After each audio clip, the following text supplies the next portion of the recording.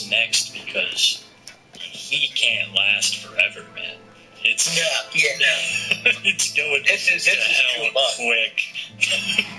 Yeah, this is too much all at one time. Like, these freakouts, like, usually but most locales, they come around, like, once every maybe year or so. You see, like, a big freakout. Cyrax, it's like a bi-weekly occurrence. Yeah, man, I just don't know how Sally does it, dude. I really don't. She's a victim in all this herself. She must honestly, at this point, just be able to tune it out and fall asleep. Like, tune out all that fucking screeching guitar music, tune out the death metal growls and shit, just be able to drift off. She's probably doing whatever Ed's doing. That's what I was about to say. I'm like, she and Ed, I think, have a common hobby. Yeah, right. All right. We're going to restart What's Goody. Let's get it. This is when Cyrax thought that he'd made it. He thought he got signed to the Bender Boys. He's just vibing.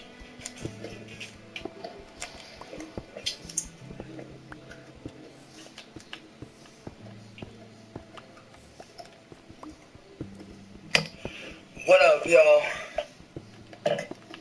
It's your boy Cyrax in the house. Shout out to my motherfucking brothers. Got the swagger to go with it. Boys Records. Shout out to the big homie CPN. Shout out to play Ninja.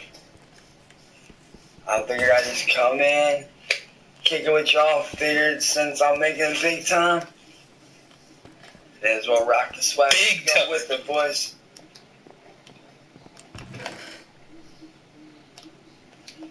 Now it appears to me that we have some issues. But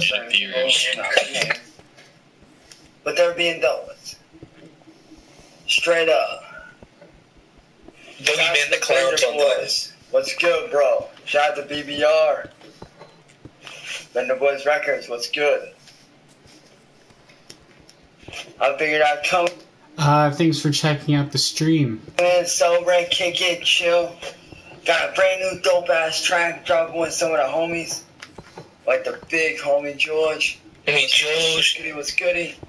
Goody. I think your boy may as well drop in. Say what's up.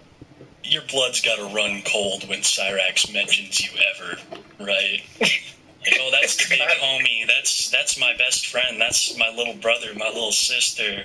Your blood just gotta run cold. The big homie George literally took off his headphones, threw out all of his CDs, and was like, "I'm quitting music forever." Like, there's no going back from here. I just got a shout out from Cyrax claiming to be one of my label mates. That reminds me, how did you feel about your shout out for Cyrax? I've always wondered. He called you like the leader of a motorcycle gang that sold methamphetamine. Smokey MC. You mean the guy that smokes way too fucking much meth and sitting on his computer all day? That guy? You mean the guy that pretends to be in a motorcycle club and smokes meth all day? That guy? The guy that sits back like this? I'm gonna fuck with people today. I'm gonna fuck with gut sticks. I'm lazy. Dude, that guy? Yeah. He's a fucking weirdo. Like I said, bro, it's literally, he saw the MCC at the end of my name, and he was like, motorcycle club. Like, remember, that's how he grew up, on bikers and all that shit. Akron Red Devil for life, my man. Right.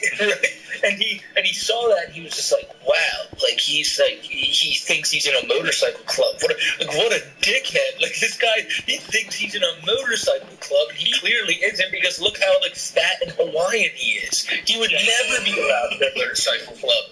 And then the thing about meth is, I think just because he knows that, he probably listened to me once, and this is like, man, that guy just sounds high as shit. He always jumps like the worst type of thing, so the worst type of thing he can smoke, well, probably meth. So you're a meth too, you know? Bro, when I heard that, I was like, I told the story before. I was at Wingstop, and I was just out front smoking a cig, and I heard him just say, Smokey MCC, and I almost dropped my phone. I was like, shut the fuck up. Like, no, not right now. Like, I was cracking up, bro. Oh, that's how you know you've arrived right there when he's talking about you. Yeah, someone commented on that and was like, you know you've made it when you've been mentioned by music greats such as Cyrax. You've also been mentioned by Chris Chan, too, man. He mentioned you in a letter, didn't he? Yeah, that's the thing, though. People, my first video I made on Chris came the day after he got arrested. So he's never even been out of jail while I've been making videos. Someone had wrote to him and had said, like, what do you think about this guy? And at the time, I only had, like, 3,000 subs. And he said, like, yo, Dylan Thomas, Gibby, and Smokey McCrack. And Chris was like, oh, I don't know who that last guy is, which I think proved a really good point of the omnipotent Chris can't even see one random dickhead talking about the letters he's posting. I don't think he's as all-knowing as he really thinks he is. I think that what happened is that he's just seeing through the dimensions. He sees into the future. He's like, this Smokey guy, he's going to be the Chris Chan man. Yeah, man, well, Chris finding out about that horrified me at the time. When I saw my name in that letter, I was like, what the fuck? Like, oh, no. Yeah. Like, oh, how did he find out this quickly? Because it was only a few months into it, probably like his 8th letter, and I started reading that, and my eyes just were like, oh, no. Oh, you're right, bro. The documentation of Chris Chan is so much different than it is of Cyrax. Chris, everything is different. I know, man. It's a shame that Cyrax isn't as open with his, like, and Chris is, like, brutally honest to a fault sometimes. Like, he lies a lot, but, like, he'll just say things that, like, don't have any intention of being, like, don't have any need of being said, like, talking about his dirty crap briefs and shit like that. But Cyrax will just lie about everything. Like, if he ever shit his pants, it's like, no, I don't. It's no, a I didn't. thunderstorm. No, I didn't. It's a thunderstorm's coming. Gotta go, guys.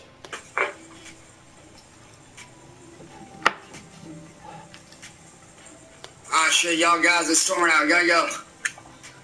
Love you guys. It's always something with the Goblin. You'll never get an honest answer out of him. Like, his fucking, like, if you had, like, a Wikipedia version, like I don't know, the Raxopedia or the Cypedia, whatever it would be. It'd be a good investment. Yeah, it would be a good thing to have, but it would just be filled with so many of Cyrax's lies over the years, it'd be hard to keep up. Yeah, dude, for real. I don't know what's a lie and what's truth. Sometimes I'll tell people something and I'm like, shit, that was true. I thought Rax was lying, but Sally did have a stroke. I thought he was lying. Yeah, it was a minor one, but still, like, he was telling the truth. But to be fair, like, the way he reacted afterwards, it was like, man, like, that's not how you think someone would react after you hear my mom had a stroke. Like, he was just, all right, guys, I guess it's time for me to do another concert. Mm-hmm. Like, time for me to rock on a little bit in the name of my grandmother. You're so right, dude.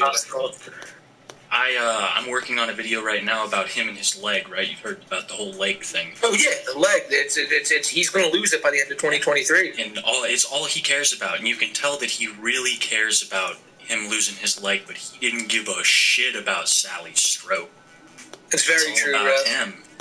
Yeah, he doesn't even need that leg. Like, he doesn't even go outside or nothing, you know. He'd build himself a better one. He'd get into, like, cybernetics. He's such a genius. I could see, you know. I heard him say, I've made the argument before that I think Cyrax eats people, and I think if he's like it doesn't look like he's fed very well, so I could even see him, once that thing falls off, just chowing down on it. Oh, for sure. Nothing goes to waste in the Wilkins household. No, just put that bone in a big pot of soup or some shit. If it really going, the hills have eyes. Yeah, make some scab soup, fucking. Oh, delicious. Oh, Jesus Christ. This next video is when the Bender Boys tell him that he is going to lose his contract with them. They're selling it to Marty. He now belongs to Marty. And this is how Chance reacts. Are you serious, bro? Are you serious? Well, the video's not doing as well as we thought it was going to. Yeah. And speaking with the team here at Bender Boys Records, they deemed you unmanageable. How? And then we had to sell your contract, man. Wait, what the fuck? Are you serious right now? Yeah. Are you? No, dude. We sold You're it this not. morning. What about that shit? Are you fucking serious right now? Yeah, the video didn't perform as well as we thought it was going What the to. fuck, dude? Are you fucking serious? I put in all that hard work for nothing? Are you serious right now? Well, we sold the contract. Bro, you're fucking stupid. You're stupid. This is how he would act in the business world. What the fuck, man? I put in all that hard work for you and the crew for what? What the fuck, man? Well, we sold your contract, so you're still signed. You know what? Are you serious? And fuck the vendor boys. I'm doing this shit on my own. Fuck you. Do you want to know who we sold it to? I already know. Music, bitch, Marty's a fucking cunt bag. And with that, an independent street legend was born. He didn't need no label. He did this shit all on his own, and now he's relishing his fucking 1.5 thousand YouTube channel that he'll eventually inevitably lose, but he'll build that shit from the ashes again and become #1 where he stands to this day. No one can stop him, not those Bender boys, not Marty, not nobody. You know, Cyrax here, he showed those Bender boys what's what in the years since this occasion, because Cyrax has proven nothing but he is an absolute success story. Nobody can take it from him. I mean, street racing scene was a banger, but then, you know, the Lance Chilkins version was much more bangerish than the original Cyrax version. That kind of hurt Cyrax a bit. That kind of hurt his legacy. But I don't really know about you, Kiwi, but I think Cyrax after this just skyrocketed to the top of his game, and there really wasn't nothing the Bender boys could do about it. Well, you're absolutely right. Without the Bender boys, there would be no Cyrax. There would be no DJ Otak. There would be no DJ Shadowblade. I mean, all of these pivotal moments in rap history we owe to the Bender boys dropping Cyrax. I don't understand why they dropped him. I mean, it's not like he exposes himself to thousands of people every month. But I never got the release. I mean, Marty, of course, it's an extremely smart business decision. But Chance is just such an independent, free thinker that the two minds didn't mesh. Two great minds just didn't mesh. That's so true. While Cyrax was living his dreams, just dropping dope singles, Danny Brown was somewhere in his attic, just with one eye peeking out the window, just like, I'm somewhere out there. Cyrax is coming for me, and he's going to get me. I tell you what, I look over my shoulder everywhere I go. I haven't even shown my face or nothing, and I live in fear that I'm going to get my ass whooped. Cyrax is like an entity, you know? Like, he can hear, like, he's like, how do you describe it? He's like a spirit, like a phantom. He'll just appear through, like, your vents in, like, as air, and then just form into this little... You know what he is. He's your personal Grim Reaper. That's what he is. No, I am your personal Grim Reaper. That's why he needs to wear more hoodies. I feel like Cyrax going out with, like, hoodies on, with, like, a scythe, people would be like, oh, shit, it's death. Like, it's death. Oh, for real, man. Imagine if he would actually go out and do things like street performance or just something that could make him money, like panhandling. You know that guy Daniel Larson? Oh, I'm just watching like a documentary on him right now, and it's fucking insane. If Cyrax was more like Daniel Larson, things would be pretty interesting. If Cyrax was like forced out in the street and had to go to different cities and just dine in actual restaurants and shit. I haven't gotten to that, but what I've heard is that he's on the run right now for some crime. Yeah, I don't know what it is either, actually, but I heard he went from Denver to California. Holy shit, he must have done something bad. Yeah, but that little dude is fucking crazy. I still need to get caught up on the Dragon Lord. I'm really excited for that. Yeah, the Dragon Lord video is fun as hell to make, bro. That story is just fucking wild. Did you have like a German correspondent? Or did you just people on Discord who would send me links to like different websites where to find people and find all the clips of people going to his house and shit. Cyrax is the epitome of treating your community like trash. I mean, that's channels left and right, even shitting on people in his own community that did like him at one point for God knows what reason. Like Michael Hackins. Look what the hell happened there. Yeah, well, that's just because you criticized him once, and he's completely turned another side on you. Couldn't be more right, man. I was watching a stream with him the other night, just playing. He was. What the fuck was he doing again? He was playing his new video game, his Demon Slayer game, and whatever the hell Chronicles, the Hibachi Chronicles. Hibachi Chronicles. What is that? I just when Marty was ripping on him about his headband, he was like, "Oh, I don't give a shit about Hibachi from the Hidden Temple." Let's take a poll here. How many people know who Hibachi from the Hidden Temple is? It's Itachi. Itachi. Look it up.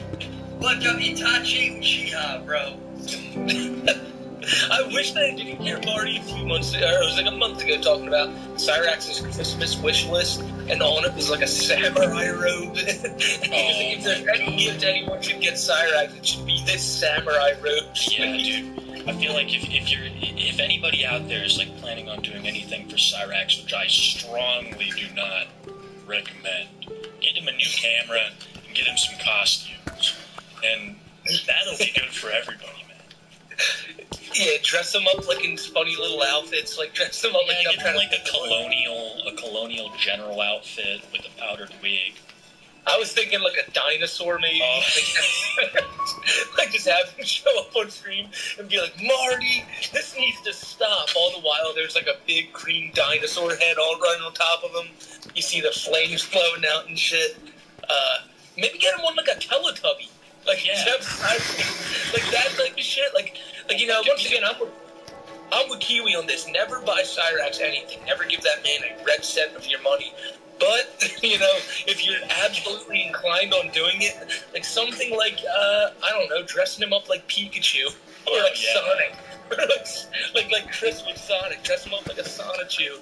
And I think people would be okay with that, but, I've always wondered this, man. His fucking necklace, right? That is just mad Sonichu vibes. Is that just me? It's always there. The pearl necklace, it looks like, or something like that. Looks like he's got like talismans. He's not on screen right now, but like the necklace he's always wearing with the charms that he got from the fans. Really? You know what I'm talking? I guess I never noticed this. Oh yeah, he's always wearing this necklace, and one time I heard him say he's like, I got these charms from the fans, and I'm like, I wonder what the fuck people did to those things before they sent shit. You should get him like a little charm of like a little cock and balls and shit like that. It's like, Cyrax, it's a rocket ship and snowballs. Like it's like Cobra's tattoo. He says it's for his religion, but it just looks like a dick, man.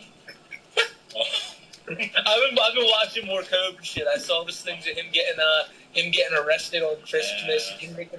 Him making this disgusting pizza the other night. He kept saying, I know you're all jealous of this insanely delicious pizza that I have in front of me. And I was cracking up. I'm like, bro, like, I am so jealous right now. Like, I want that. I want that more jealous. I'm really starting to understand Cobra right now.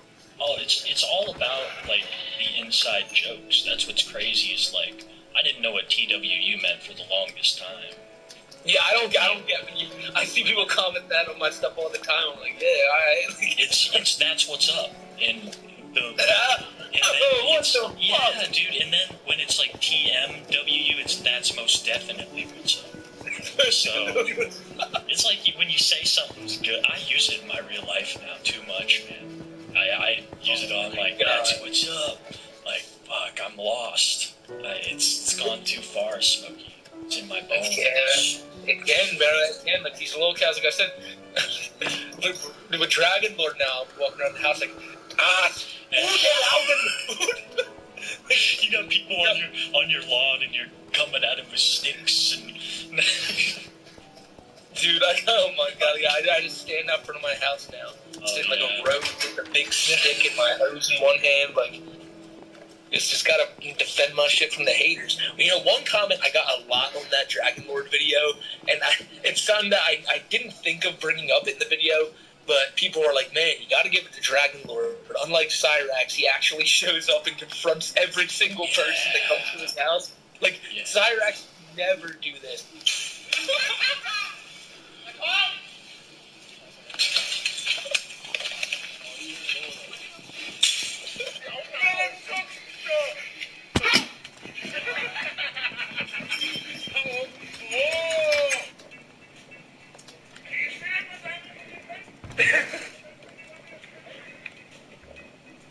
You know, if you had one person like Marty that came to his house, he'd never have the balls of Dragon Lord to walk out there.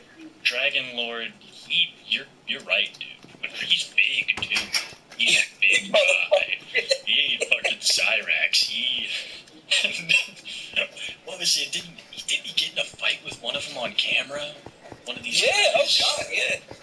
Oh man, I've seen one of my favorite clip of Dragon Lord is when he's confessing his love to this chick, and they pan the camera out, and there's two dudes sitting next to him. Yeah, that's in I put that in the video too, That's the most brutal thing I've ever seen, but I also had to make a point that I bet those two dudes teamed her that night. Oh, yeah, probably, dude. Everybody like, had to the sound of that recording of both of them going like, and they're probably just like, yes, bro, we did it! Like, let's fucking go! Time to celebrate.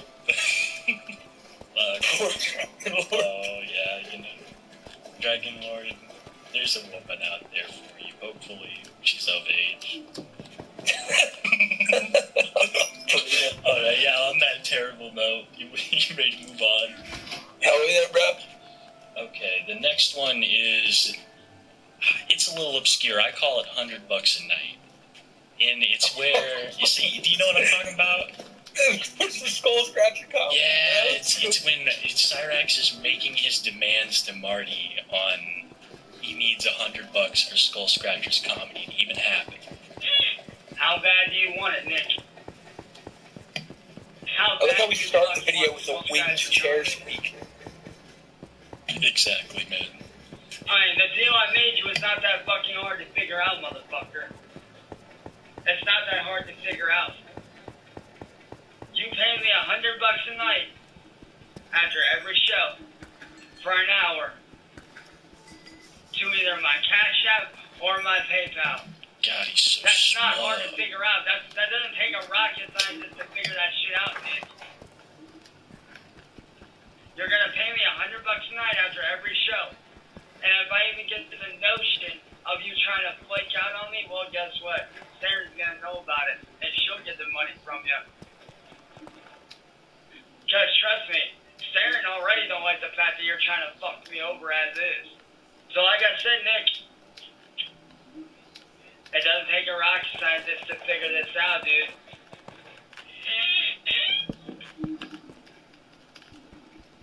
Starting tomorrow night, 10 o'clock, you're going to pay me for an hour after I'm done with my show. The minute I'm done with my show, I expect payment in my Cash App. Yeah, So really, it was trash. We had a deal, you scumbag. This was not That's hard. Time for you to pay up, bitch. I held up my end of the deal, fat ass. I did what you wanted to do. I demand payment. Now. It's like a baby. Now. I demand payment now, Nick. I held up my end. Time for you to pay up, bitch. Now. What is it? Primal rage. Here in just a few minutes, you go pay up. I'm setting a hold of. Sir, what were the terms you gave? Hey, either that or I show my. Can I get you? How can I get you dead? That shows you ain't a good businessman. That shows you ain't doing shit. You're a bitch. You don't hold up your end of the deal. Here, you want Skull Scratch? Here you go, boy. Here you go, bitch. You're gonna have me, bitch. Fuck you, bitch. Where's the voice? Fuck Hanging crazy Fuck about the you. Fuck you. Fuck you. Fuck you. Fuck you. Fuck crazy you. Fuck you. I am offering you a chance to atone for what you have done. What exactly are you asking me to do?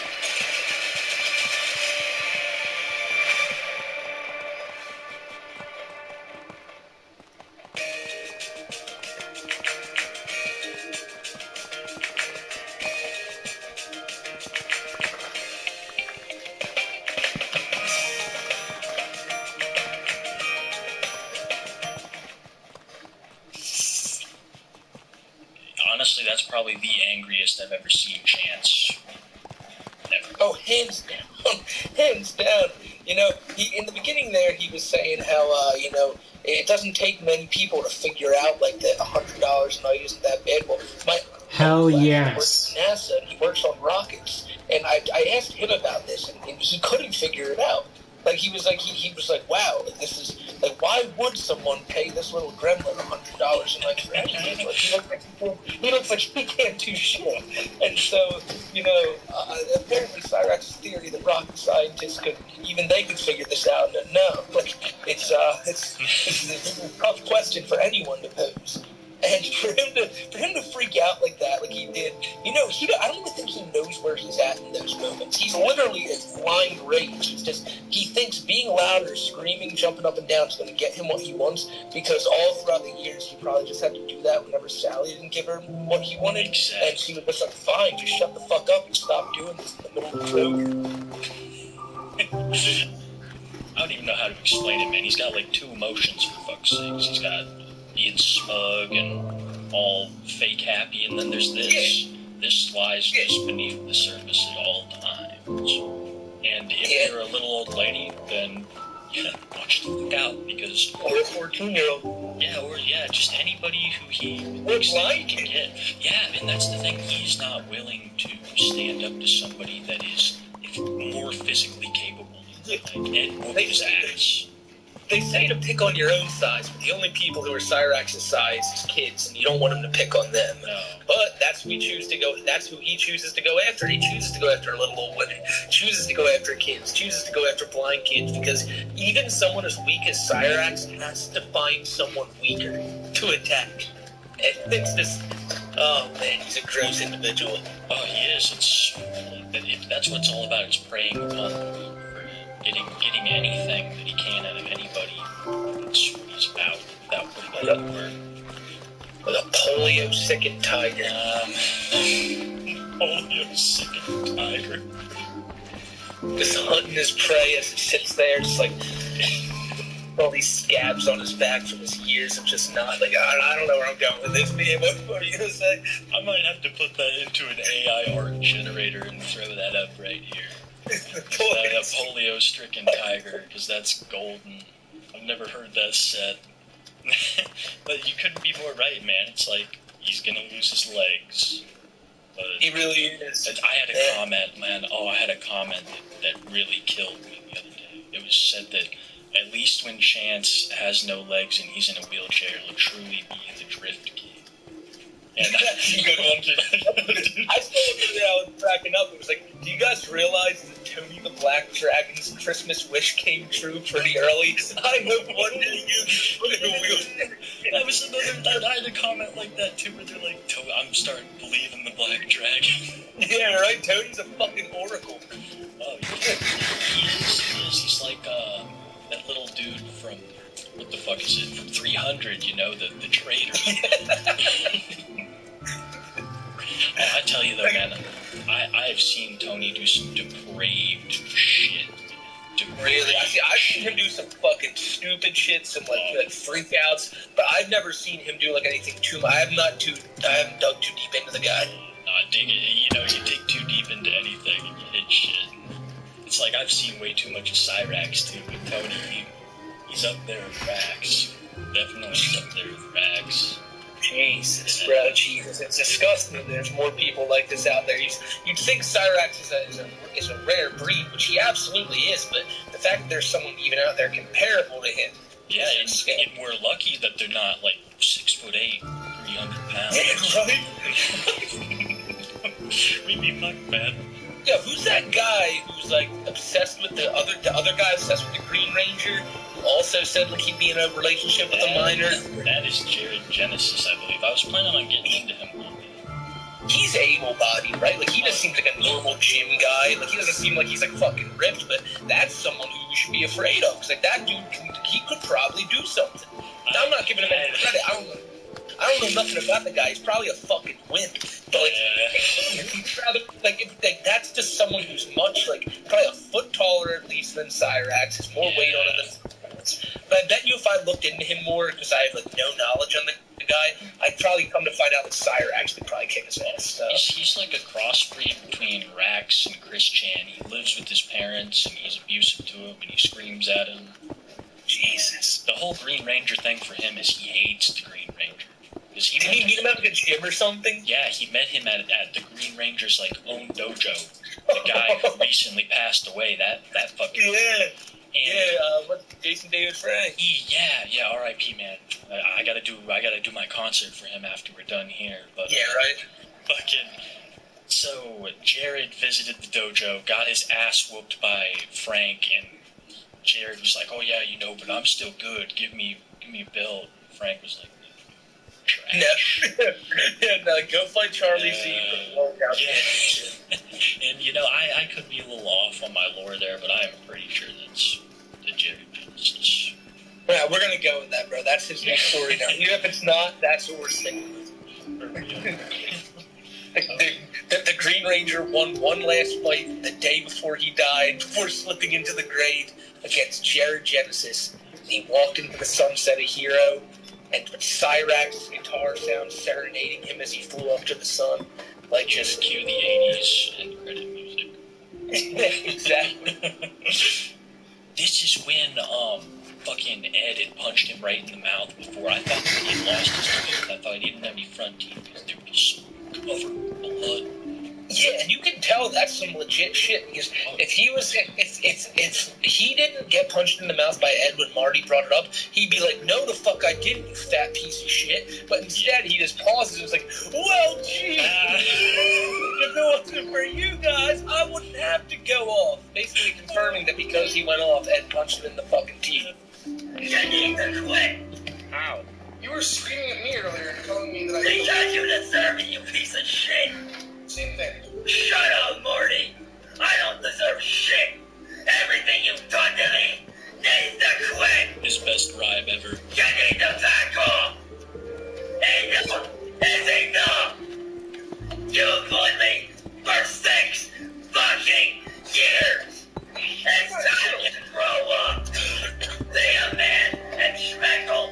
Shut the fuck up, you loser. I've only known you for 2 years. This is the best he's ever been. Hey, Schmeckle. No one's Shut the known fuck you up. Absolutely, the lighting is Piece of perfect. shit. No one's known you for 6 years. His hair is just fucking That's beautiful. why you don't get. Marty's told me. Like a girl on your wedding day. He's got life of his own. For 3. So trust me. You don't know shit, you fucking loser. Shut your fucking mouth. And Marty, you need to go back. Looks like his name would be like Jebediah. Narcissistic psychopath that needs to fuck off. Leaders. Well, gee. There it If is. you would fuck off, I wouldn't have reason to go off. Marty, shut up. I've had enough of your antics. All you do is put this, put that. No one gives a fuck. No one cares. Shut up, Speckle. No one gives a fuck, Marty. No one gives a fuck what you think. You're a pussy-ass coward who runs his fucking mouth like a bitch. It's time to shut up, grow up, man up, and get off the internet, you...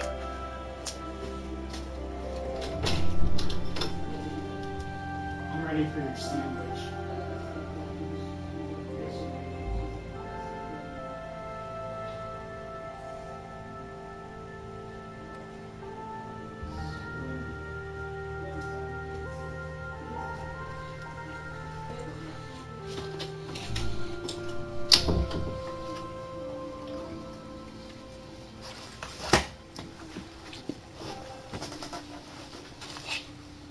fucking coward. If you're gonna do something, get off your fat lazy ass. Bring your ass up here and do something. Thoughts? He ends up by saying, "Get up here and do something," acting like a hard ass just seconds after being punched in the mouth by his stepdad. Sitting there with bloody teeth, just trying to be as threatening as possible by growling at these guys, thinking that they're just going to be like, "Oh, fuck, we better treat this guy with some respect." He's really loud right now. Yeah. He's totally intimidating. I'm kind of just trying to think of, like, what led up to Ed punching punching him in the face. He said it was because of the trolls. Was he, like, freaking out? And Ed's like, calm down. Probably. It was probably something like Sally's like, Chance, just get off the internet. And he's like, no, Mom, like, shut the fuck up. I'm defending our family. He probably started getting in her face, and Ed's like, all right, back off. And Chance is like, no, they're coming after our family, and you don't fucking understand. The police don't fucking understand. Nobody here understands. I need to get up there. He probably tried charging at him, and Ed just fucking walloped him. He goes down. I'm surprised that Cyrax doesn't get beat more often, to be honest, with the way that he treats his family. But I bet you Sally was mad at Ed for that. Oh, dude, yeah, because that's like her little boy. Yeah, I mean, I understand a mom being mad that someone hit her son, but it's like if your son also hits you, you know, he's kind of asking for it. Well, if your little boy is like a demon. He's a demon. Pedophile. Yeah, he is. And Sally's a victim of that. Chance's grandpa married, quote unquote, when she was 15. So to have him in there too, I'm sure that's just like, I don't know how she does it with her knowing the whole Billy thing went down. Well, you know, I was telling you I was making the Blind Billy video today, Yeah. and the extended call where Marty talks to Billy, he says that the day that he reported it, the day like it happened, the day after, when Sally showed up to the school to pick up Cyrax, she was pissed at Billy about it, saying, why the fuck didn't you come to me and tell me about this first? Why'd you go to the school and all this shit? So she was even then trying to defend Cyrax from it. I assume she was just under the impression, oh, well, I can just ground him, you know? I can just ground him, and I'll take care of it myself. We don't need to involve the school. I don't want him to get in real trouble. I want him to get in this fake trouble that he'll learn no lesson from. And it's just, you know, when I heard Billy talk about that, it's like, you know, I can easily see that. Sally was probably like, well, what the fuck? Like, you could have just told me. Why did you come to the mom of the person who just fucking raped you? Like, yeah, right? Oh, it's like, and you know, sometimes I probably give Sally too much credit because Chance learns all this behavior. So you think that he knows, like, who's gonna say the N-word boy? Like, You're that's right. such an old, that's like something your grandpa would say if he's hella racist. You know, not a 30-year-old man. Try to get that from somewhere. Oh, no, yeah, you know Sally. what? But his attitude and all that comes from the household he was built around. It's a lot like Chris Chan. That there's obviously something there wrong with Cyrax, but there's plenty of things wrong with plenty of people over the world who don't act like this, who aren't a genuine danger to the outside world. Now, granted, everyone always laughs and says, why doesn't Cyrax come out of his attic? Well, it's a good thing he doesn't come out of his attic, because the kids and the people who live in his town would probably be at danger because he'd be lurking on them. Cyrax, he has a mind to him, but he can't use it unless it's just nothing but praise thrown at him. If you want to talk to him about how good he wrote Street Racing Scene, he'll sit there and talk to you about the chords and his business model and how he plans to sell merch and shit. But you talk to him about something serious, like why'd you talk to a 14-year-old, and he goes off on these friggin' tangents and these freakouts that make people think, oh, people gotta stop messing with him. No, people don't need to stop messing with him. Chance needs to answer to this fucked up shit he did. Exactly. He's never answered to anything, and he continues to use the internet as a platform to not only solicit minors, but also exploit people for money. Exactly. He's just ripped off Ken Block's death completely. He's selling Ken Block memorial merch. It's sickening. The fact that I was saying on the stream the other night, I said, God bless Ken Block, rest in peace. But the death of Ken Block couldn't have had better timing due to the fact that Cyrax now wears shirts that say 43 on it. The coincidence is not lost on any of us. I tell everybody that doesn't know, I'm like, listen, this is police code for Cyrax. But it's a beautiful thing. Well, not that Ken's dead, but that the number 43 is now up for grabs, and someone as distinguished as Cyrax can win. I'm proud that Cyrax is the new number 50. I can't believe you thought. You know, Ken, Ken's wife and Ken's daughter, if you guys need, anything, the street racing community as a whole has you back, especially Chance Wilkins. So, You know, I would crack up Cyrax and he walked into Ken Block's house and was like, hey, family, I'm home. I'm picking up the mantle where Ken left off. Yeah. I'm the 43 now. Oh, the next one is Hey Tyler, and probably know where we're going with that. Hey, Tyler. This is, I personally love this one because we get a special appearance from Sally at the end. But this you never go wrong. Yeah, this is when Chance was living in the basement and he was really into the e-racing. He'd throw on all the gear. And Tyler, his biggest racing rival, shows up. He calls him on the phone. Michael, I am offering you a chance to atone for what you have done. What exactly? Hey Tyler, you ain't nothing but a coward, you little fucking fake ass motherfucker. So you wanna come and get me, motherfucker? Bring your fake ass up here and see if I don't beat your goddamn ass, little boy. Cause that's all you are. You're a punk ass coward. No, dude, you're a fucking punk ass coward. You're a little boy pretending to be a man. And y'all see this, right? You're a punk ass little bitch pretending to be a man. You ain't shit, motherfucker. You ain't shit. You're a fucking coward, little boy. You a fucking punk ass bitch. And believe me when I say, Tyler. Hey Tyler, if you want your ass beat, go. Hey Tyler. That's all the dose reality, little bitch. You keep this shit up. Winning this conversation. Hey, motherfucker, you keep this shit up, you're gonna end up in jail, boy. So keep running your mouth. Hey, what's the guy's name he's talking to again? No, Mom. I'm sick of this.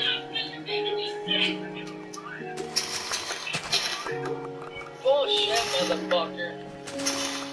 I don't know who Cyrus is talking to. He hasn't said this guy's name at all. Oh, no, I don't know who he's talking to either. Nobody's there, not even his grandma begging him to stop because she's making her sick. Jesus Christ. I had to crank up the audio for that a little bit. Just can't stop because you're making me sick. You're making me sick, Chance. I can't handle Tyler going at it like this. I can't handle you being such a heavy street racer that you have to wear fucking ski goggles. You're going snowboarding. My legs are gonna fall off if you don't stop, Chance. Like, whenever they do that, they're like, Chance, stop, like, for this reason, for that reason. He just kind of looks at him, like, thinks in his head, like, no, like, I can't possibly stop yelling at these trolls. Like, if I stop yelling at these trolls, that means they win. And if they can't win, I have to win. Because I'm fucking Cyrax. Like, I'm DJ Otak. Who the hell are you? I love how he keeps calling himself DJ Otak, but like his name was DJ Otaku, and then he took the U out, and now he just forgot that he was Otaku. It's all part of the street racing scene, man. It's all part of the street racing scene. Like, I can't even handle Chance these days. It's just so off the walls. It's so different from when I started. You need to fuck off! And now! I've had it! No, I've had it with you two, interfering in my life. I'm trying to live a good life with my... No, shut up! I am trying to live a good life with my fucking girlfriend, away from the trauma, but you don't want to let that happen, and I'm tired of it. I'm sick of it. Matter of fact, Matter of fact, I didn't like that bitch. I didn't like that. I didn't like that fucking cunt. How do you like that, Smokey? How do you like that, you bitch? How do you like me in my AJ Styles shirt breaking this ocarina right now? Do I look like the fucking king or what? He's King Akron right there. This guy, bro, this fucking guy, like, his way of getting back at people is so funny. It's like, I'm either gonna break something completely unrelated to you, which I don't know. Did she give him the ocarina? I assume maybe she did. I would say that she sent it. She sent it to him. Okay, well, so he breaks the ocarina out of anger. He whips his cock out of anger. Eric Scrubbelow, he threw his dog tag in the water out of anger. That's what he does. His mom told him to do that. That's right. That's where he gets it. That's where he gets it from. Like you said earlier, the throwing shit that he gets. Another thing he gets from Sally. Every time you have a problem, just throw that shit. If only she realized that earlier and threw Cyrax, because he's small as fuck and he's not hard to throw. Well, you know, it's lucky for us and Jake that Cyrax is so small, because we'd really have a problem on our hands. I mean, imagine if he was, like, throwing, if he was fucking even just 5 feet tall and throwing chairs and shit up there, there'd be a lot more holes in the walls. His bones look like he could literally, like, with a single step, just like, crack. Oh, yeah. What the fuck? He's got no collarbone. I'm a firm believer in that, and that's just...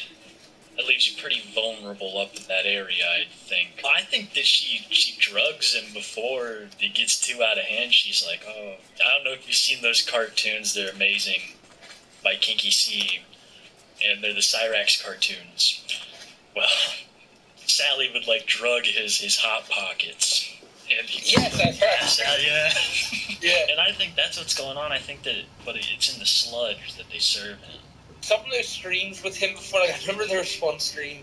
I think there was like tons of the Discord in the chat. I think you may have even been in the chat. We were all there. He was just sitting there just doing a stream, talking about shit, and he was just so fucking high. Oh yeah, there's no way he was sober. No way. I don't think he knew he was high. He was like, Marty, you just gotta let it go, bro. This is really... It's been 6 years, Marty. It's been 6 years. You need to fuck off, man. You need to quit. Marty, just listen. You need to quit. Hey, Tyler. Hey, Tyler. What's up? Hey, Tyler. How you doing, bro? Hey, Tyler. just a completely... I would love to see it. Like, someone joins the stream, starts laughing, gets up, eyes, like... drops his pants slowly puts the camera down, like, Just like tortoise raft. Saren, I'm gonna tell Saren all about it, Marty. I brought up that Saren before. Cyrax always talks about this girl knowing that she's Marty's girlfriend or whoever. And I love how Chance kind of carries this way, you know, I've been talking to your girl.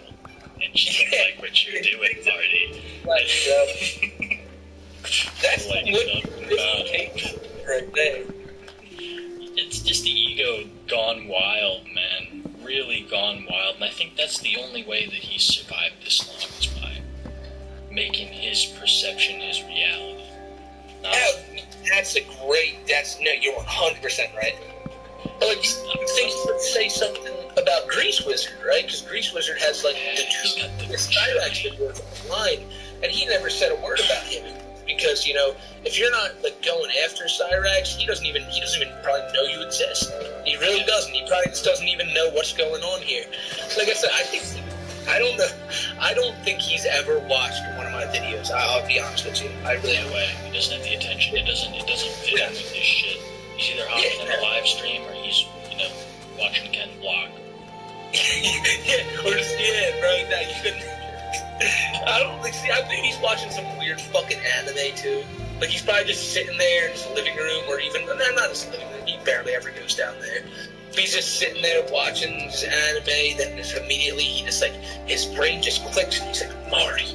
And he gets on the stream, and he's like, hi everybody. We gotta talk about some shit here tonight. This motherfucker Marty. And then for 45 minutes, it's just like nothing but that. This next one is Marty the Assassin. And this was the stream. You know what I'm talking about? Yeah, hell yeah. It was the stream right after the bullet had gone off, and Chance was freaking out. You tried to have me killed. Why? If I was laying there, I wouldn't be here. If I was laying there, buddy, I wouldn't be here right now. Do you not realize that? I almost died because of you. There's no bullet. Give me an answer. There's no bullet. Oh, really, motherfucker? Penis.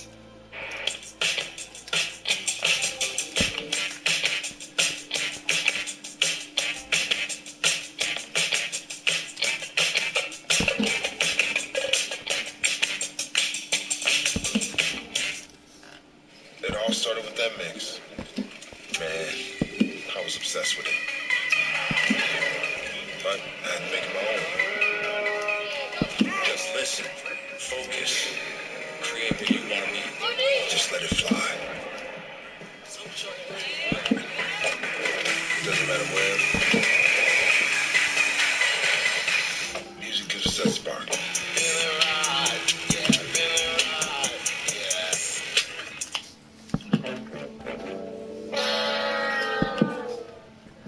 Do you hear the way he talks in that clip? It's like he's like so much more like desperate to be believed.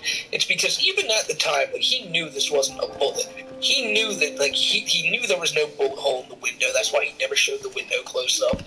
But he knew he could use this as like some insane pity party trick. And that's why when he's like yelling about it, he's going extra hard to be like, you don't understand, like extra like fucking like extra like dramatic about it. Like and he thinks, like I said, the more sad you sound, the more like he watched a movie and saw something that really like tugged at his heartstrings, and he thinks that's how I have to sound when I have something like that I really need to get across. And it doesn't work when you think someone's fired a bullet in your window and there's actually a goddamn rat trap in the corner of your room.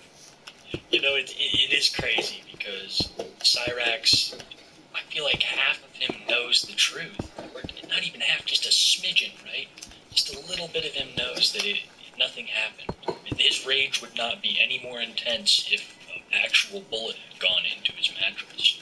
But you know that's so true. Yeah, that little piece of him knows that it didn't happen, so he's not going to move the bed. That'd take physical effort. That'd take time away from Forza Horizon training. That'd take time away from Hot Pocket eating. Bro, the important shit, like fuck moving a bed. Yeah, you know, safety is a secondary. This fucking guy, bro. This fucking guy. Like, he really, like, but I feel you on that one. Like I said, I could have never worded it any better.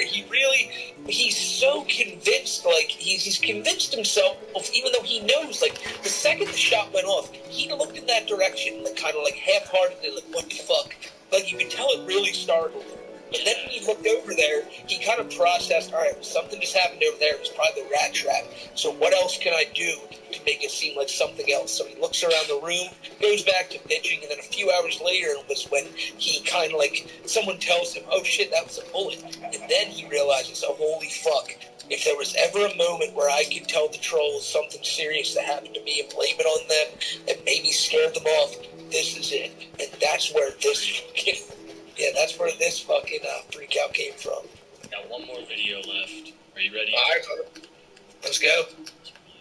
You want to talk about how you're a tough guy, right? Danny Brown, call out. Well, then prove it, bitch. Fucking prove it, you fucking trash monger. Let's go, motherfucker. Let's go, you fucking porch. Oh, jeez. Christ, we're gonna pause right there. That's what I'm saying, like, he had to have learned that kind of talk from Sally. Yeah, he either learned it from one or two places, either Sally or Ed or Clerks 2, and I highly doubt he saw Clerks 2. So, like, it's true. Like, he has to, there has to be some real fucking racial things being said in that house. And Cyrax is just picking up on them like he picks up on every other thing people say. Like, he hears an insult, he will then use that insult whenever he wants to. Where do you think he heard those ones? Probably in the only place he's frequented in the past 10 years, his home. This had to have pissed off. Had to. Definitely. You little bitch. You talentless fucking screw job. Let's go. How the fuck are you not arrested right now for the shit that you fucking do, bro? You're a little bitch. Oh, punk ass. You're a fucking crack-headed little nobody. You're a little bitch. You're a punk-ass coward, Danny Brown. And yeah, I'm calling you the fuck out. You want to sit there and act like you're a hot shot? Let's go,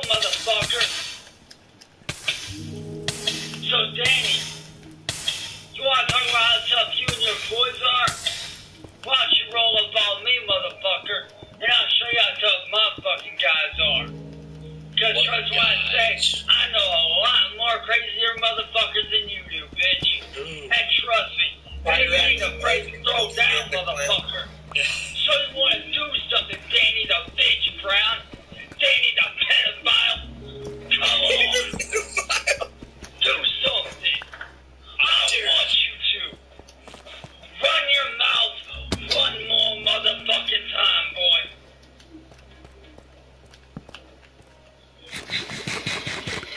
No. Yeah, we get a little cameo from Ed. Like Craggle starts, yeah, Dad, I want a hot dog. He goes down there, and his fucking head just rocks him in the teeth again. Just fucking goblin. Like, sit the fuck down. That hot dog is a Juice WRLD style hot dog. I'm planning on giving him. Man, Danny Brown going after Cyrax and Cyrax's inevitable reaction to all the bullshit is just, it's so perfect because he really thinks he's so above like an actual big name rapper, and it shows. It's just like the Bender Boy shit. It goes to show how Cyrax would react in the Bender Boy shit is how he'd react in a business sense. Like, if he ever got fired, he'd be like, are you serious? Are you serious, boss? Like, you're fucking stupid, man. You're fucking stupid. And then it's like, oh, Cyrax, how would you react in a fucking, in a beef with another rapper? Well, he'd call him, he'd jump right to the fire. Like, he'd jump right to them. He wouldn't even, it's what, like a couple seconds into the video before you see out and shit? Like, so Cyrax, Jim Crow on his ass, man. Cyrax, he don't understand a damn thing about nothing, man. He doesn't get it. He doesn't get that Danny is like not the man that was. I cannot even believe that you would go this hard on Danny Brown. So much shit I had to cut out. I mean, he called him a pedo so much. He was like, go ahead, kid. Touch a kid one more time, Danny Brown. I dare you, Danny. I dare you. I dare you, and let me be there when you do it. I want you to, Danny. I want you to do that.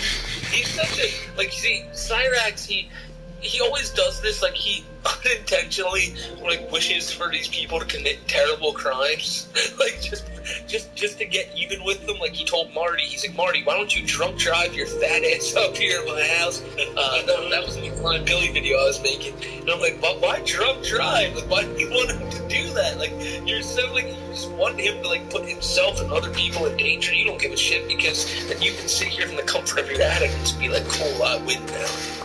He's the evil genius, pulling the strings from the shadows. God, what a genius he is!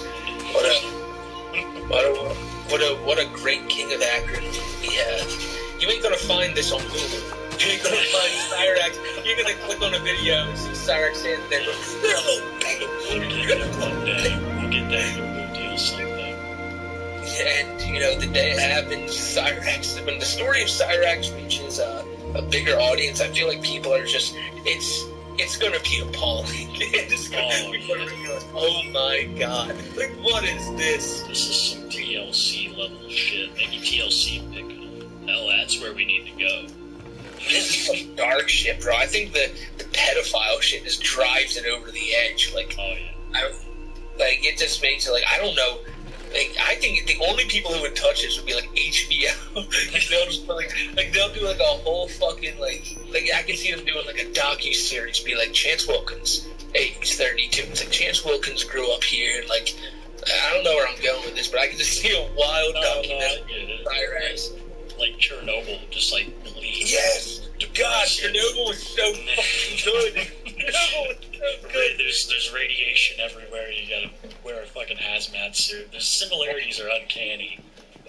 That fucking, I'm going off again here, but that Chernobyl, bro, made me smoke so many cigarettes. Like, I had to watch it outside because every scene they're smoking a cigarette. And every time I see someone smoking, I'm like, I need one too now. Every time I see a stream up, like, if it's Bustin' Gently re-streaming his shit, if it's Marty, like, talking to Cyrax, it's now my favorite thing. Like, I'm just like, every time I click on YouTube, I'm like, let's go. Like, let's go. The problem is on. Like, I get so excited to see this little fucker sometimes, man. Oh, for real. You know, big shout out Bustin' Gently and all the other channels that stream the shit. It's hard to get a hold of right now. It's like, yeah, only get it. people on Facebook. Yeah. Like, this is rare. It's smuggled out. He thinks like no one's gonna see this shit, but then like he's getting restreamed to like 100, 200 people. Nice. I love how he told Marty on his TikTok. I got this more TikTok as than you'll ever see. And I'm blowing up with that freaky ass TikTok of him rapping next to like someone who he thought was so cool, looking like a killer clown. Cyrax is like, whoa, dude, I resonate with that. I kind of look like a badass like that. His legs were fine then. He was certainly able to really get into it then. That's why I don't buy the whole, I'm in such pain angle, because I've seen his legs. It doesn't look that bad. His legs are like fucking, he doesn't use lotion. Yeah, his legs are just a little scaly, and I love that everybody knows this. Yeah. They're just dry. Like, there's nothing wrong with his legs.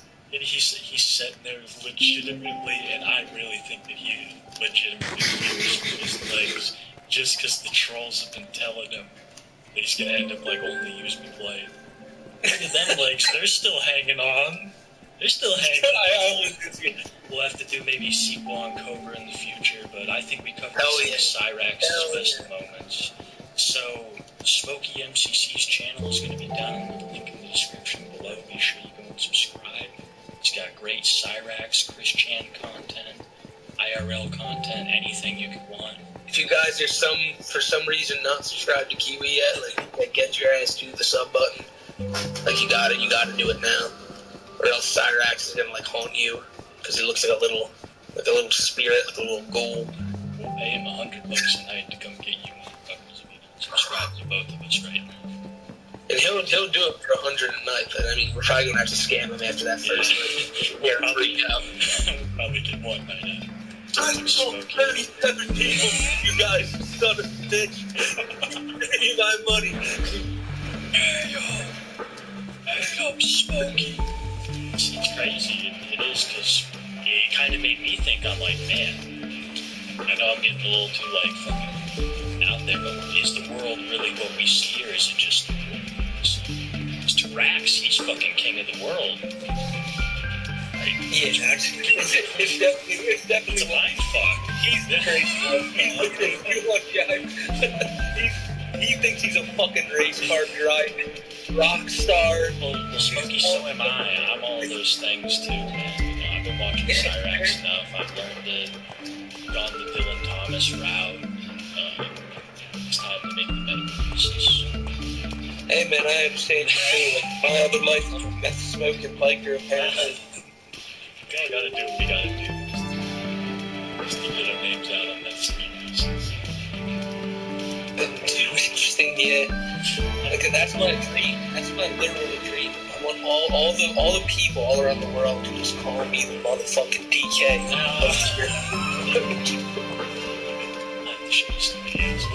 Maybe we can do like a code. Hell yeah. I think that'd be perfect. If I'm nervous about codes, I've been fucking.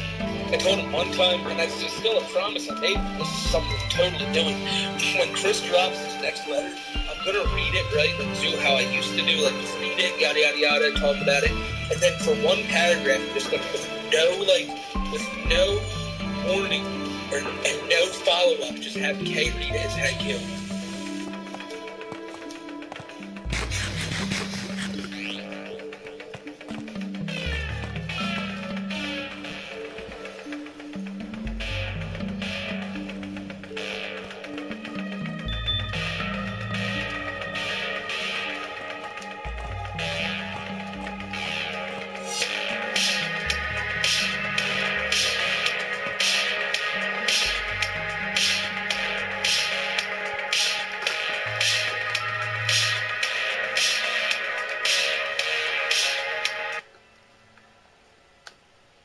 Some GTA roleplay. Take a look at this. James, first of all, you are white, you are Caucasian, you will never be nothing, you will never have no personality. Okay, maybe I do moan right after I talk. Maybe I do stop talking and moan afterwards because I'm... Someone said she moans after every sentence. Like, moaning equals complaining, whinge. She took it sexual. fair, to be honest, as she's American. So apparently she got super triggered because somebody said that she moans, like referring to bitching and moaning, but apparently they interpreted sexual. So that's what set her off. I'm sick of having to deal with you bitches. Y'all are a bunch of little fucking bitches. You're white, you're Caucasian, you never will have any fucking personality. Now, I know what some people are going to say, you can't be racist against white people, and I think that's bullshit. I think any, like, discrimination against someone for the color of their skin, like, it's racism. I don't care if you're white, I don't care if you're black, I don't care if you're, Asian, whatever. Like, anytime you're shitting on someone for the color of their skin, like, that's racism, period. Like, okay, come for a bitch with personality. At least I have personality. At least I will be something. Ayo, what? You will never have no type of personality. You will never have nothing. Your name is literally fucking James. Like, that is the most, like pasty fucking name I've ever heard in my whole entire life. Bro. Like, don't be fucking coming for me, bitch. Don't fucking come for me, bitch. Because guess what? Guess fucking what, bitch? Don't fucking come for me, bitch. I'm white, okay. Who asked? No personality, no culture, no hairline. Bro, what the fuck? She went on a full-ass rant because somebody said she moans during her speech. Like, who asked? This is exactly the reason why I want to fucking, I want to get away from this shit, because of people like this. Because they don't be in here for me. Fuck you, bitch. Okay. Communion cracker. Oh, she used the C slur, guys. Oh, shit, son. Oh, shit. Say what? What did she say? Hold on. Because they don't be in here. I like how she tried to cover it up, too, by saying communion before. Okay. Fuck you, bitch. Okay. Communion cracker. Oh, shit. Bro.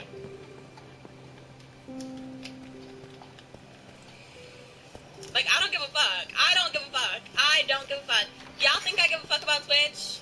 I don't give a fuck about Twitch, bitch. I'm over here trying to figure out if I'm going...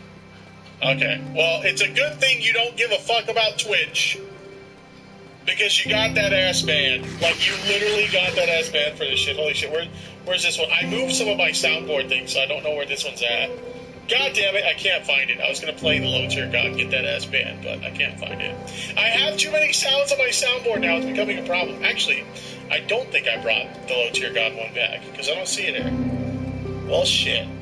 I guess we got to bring that one back then. God damn it. Well, I was going to play it, but apparently I removed it for something else. Oh, no, there it is. Get that ass banned. There we go. That's one of the downsides to having too many sounds on your soundboard. I took an L for that one, Chad. The walking L. Jesus. But yeah, she got banned for this. Switch partner Vivian has been banned. Is this a perma, or is this like a temp ban? I guess we can go to her Twitch to find out. So her Twitch was Viviana.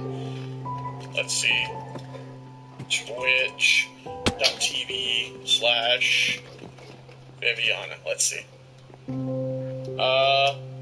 It's temporary. The channel's temporarily unavailable. Okay, so it's a temp ban, but still, she got banned for that shit. So it's a good thing you don't care about Twitch, because you got that ass banned. Like, holy shit. Get that ass banned. Jesus. And then we have this guy.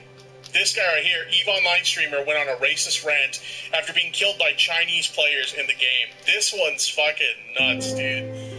This one's fucking nuts. Check this shit out. I'm gonna have to boost the audio a little bit. Oh, I'll have to pause regularly too, because he's playing like copyrighted music in the background. So if it seems like I'm pausing periodically for no reason, that's why. I'm trying not to get fucking copyright claimed.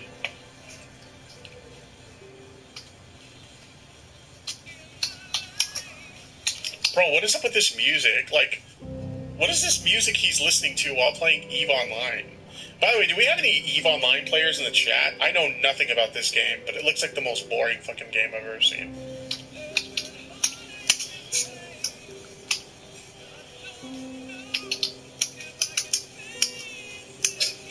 Bro, so I guess he got killed right there. He got killed by a bunch of Chinese players in the game right there. What a bunch of rice eaters. Thank you. Rescue Reds made a train $5.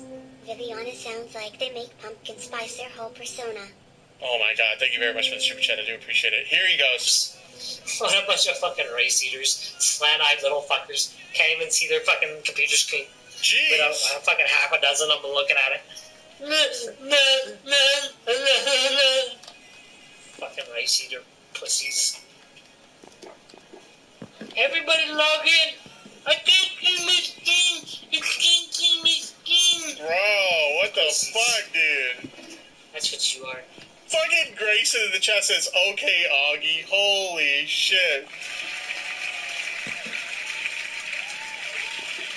I'm the dude that squeezed them cheeks. Fucking race-eating pussies. Dummy underscore dumb by. Just prove me right every time you fucking... Two green pussies. Jesus, bro. And, of course, this guy got banned too for being a racist piece of shit. Fucking A, dude. So, that's pretty much it. I played EVE Online once I got lost in space and I stopped. Interesting. Alright, Chad. That's pretty much it for all the topics I wanted to talk about with you guys today, but thank you guys so much for watching. You guys have been absolute legends. Let me check the numbers again. We had, towards the end of the stream, 331 people watching, and we have 180 likes on the stream. I think we can do a lot better, so let's put some respect on my name in the form of them likes. But let's give the chat a round of applause for sticking it out to the end. You guys are legendary. Thank you guys very much for the support. I do appreciate it. Rip off my balls, clap me from the back, cream on my face. Okay, Augie. Okay. Let me go ahead and find someone for us to raid. We always like to end these streams with a raid to another streamer. So let's take a look at who is streaming. And if there's anybody dope, we'll go ahead and we'll raid them. Let's see. We got, we mentioned Snap Click Cat before. She's streaming, so maybe we'll raid her. Waifu Runs, I don't remember who that is. Maybe we'll rate them. I don't know. I don't remember. Oh, Cocktails and Consoles is streaming. No shit. They were hanging out in the chat earlier. We can rate them. Yeah, actually, I think I'm going to rate them. We love Cocktails and Consoles around here. They're great people. So let me go ahead and hopefully they got redirects enabled. Let's see. Do they have the redirects enabled? Do they not? I'm not sure. Let us find out. Probably not, because most people don't. They do not, of course. So we're going to spam the link in the chat. Drop a tipster raid in the chat. Let them know the tip sent you. And show them some support. Drop a sub if you like the stream. Drop a like if you like the stream. And I will drop a tipster raid once one of you guys does. There we go. Waiting for some. There we go. Tiller up in the house with that tipster raid. Come on, folks. There's more of you. Don't leave me hanging here. Don't leave me hanging. Here we go. Tipster, thank you guys for the raid. Really appreciate it. No problem. Nuclear, hey people, Wedge. No problem. Killsuits. So show some love and support to Cocktails and Consoles. We love Cocktails and Consoles around here, and I think you guys will too if you guys are into gaming streams. They're super fun, super entertaining, and I think you guys will dig it. So with that said, I want to thank you guys so much for watching. You guys have been absolute legends. Let me give you guys a round of applause yet again. Thank you guys so much for watching. You guys have been incredible. I'm probably going to be streaming again tomorrow. I don't know what time. I'm going to try to do it earlier in the day since I do have the day off tomorrow. So I can do another early stream, which those are rare. I can't do those very often. But I will try to do it early, but if not, I'll do it at the usual time, which is usually like 6 or 7 p.m. Pacific Standard Time. So just kind of translate to whatever your time is. But thank you guys so much for watching. I hope you guys enjoyed the stream, and I will see you guys in the next one. Peace out, everybody.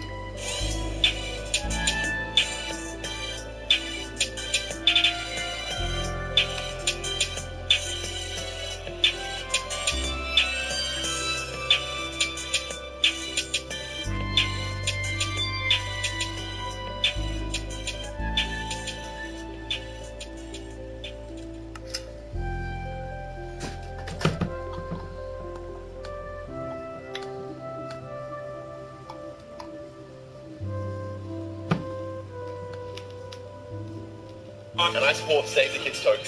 I personally do not support saving the kids. So am I a better person than them?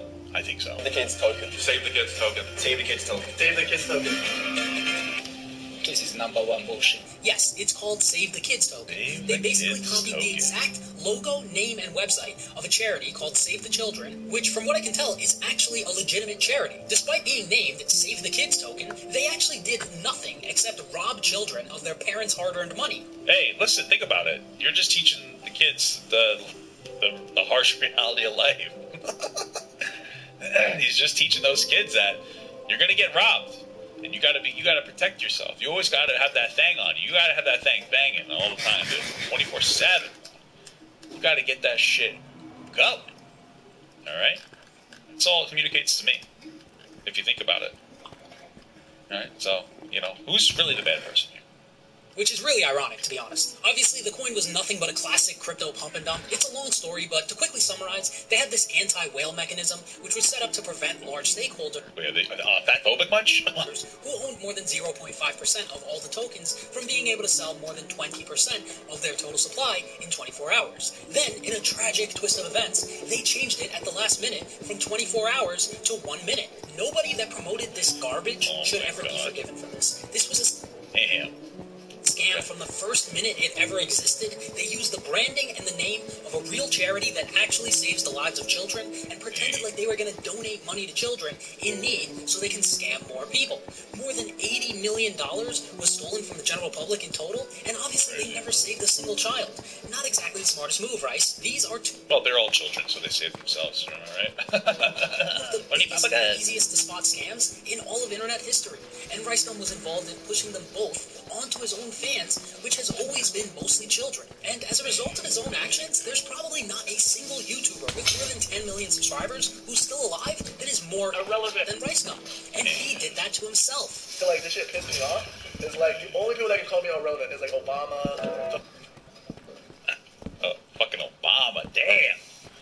That's one of the people that are relevant, the people that can actually, you know what I'm saying? Obama. No, Rice, Obama isn't the only person that can call you irrelevant. I'm not just saying. I wish Obama would call me irrelevant. That'd be fucking awesome, bro.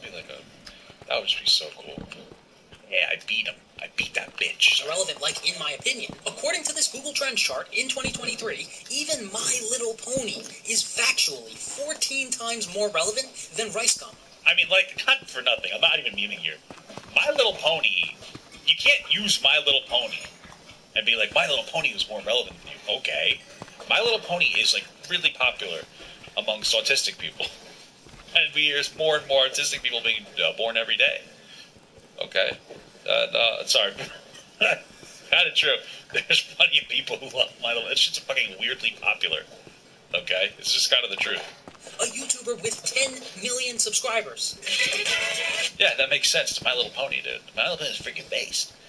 I watched a My Little Pony documentary one time, and because the young people like My Little Pony makes sense because they're kids. But I remember watching it, and everybody on there that was an adult that liked My Little Pony literally did have autism. So I looked up an autism test because I was starting to think I might be just like them, and I took a test online and it said I had it. So,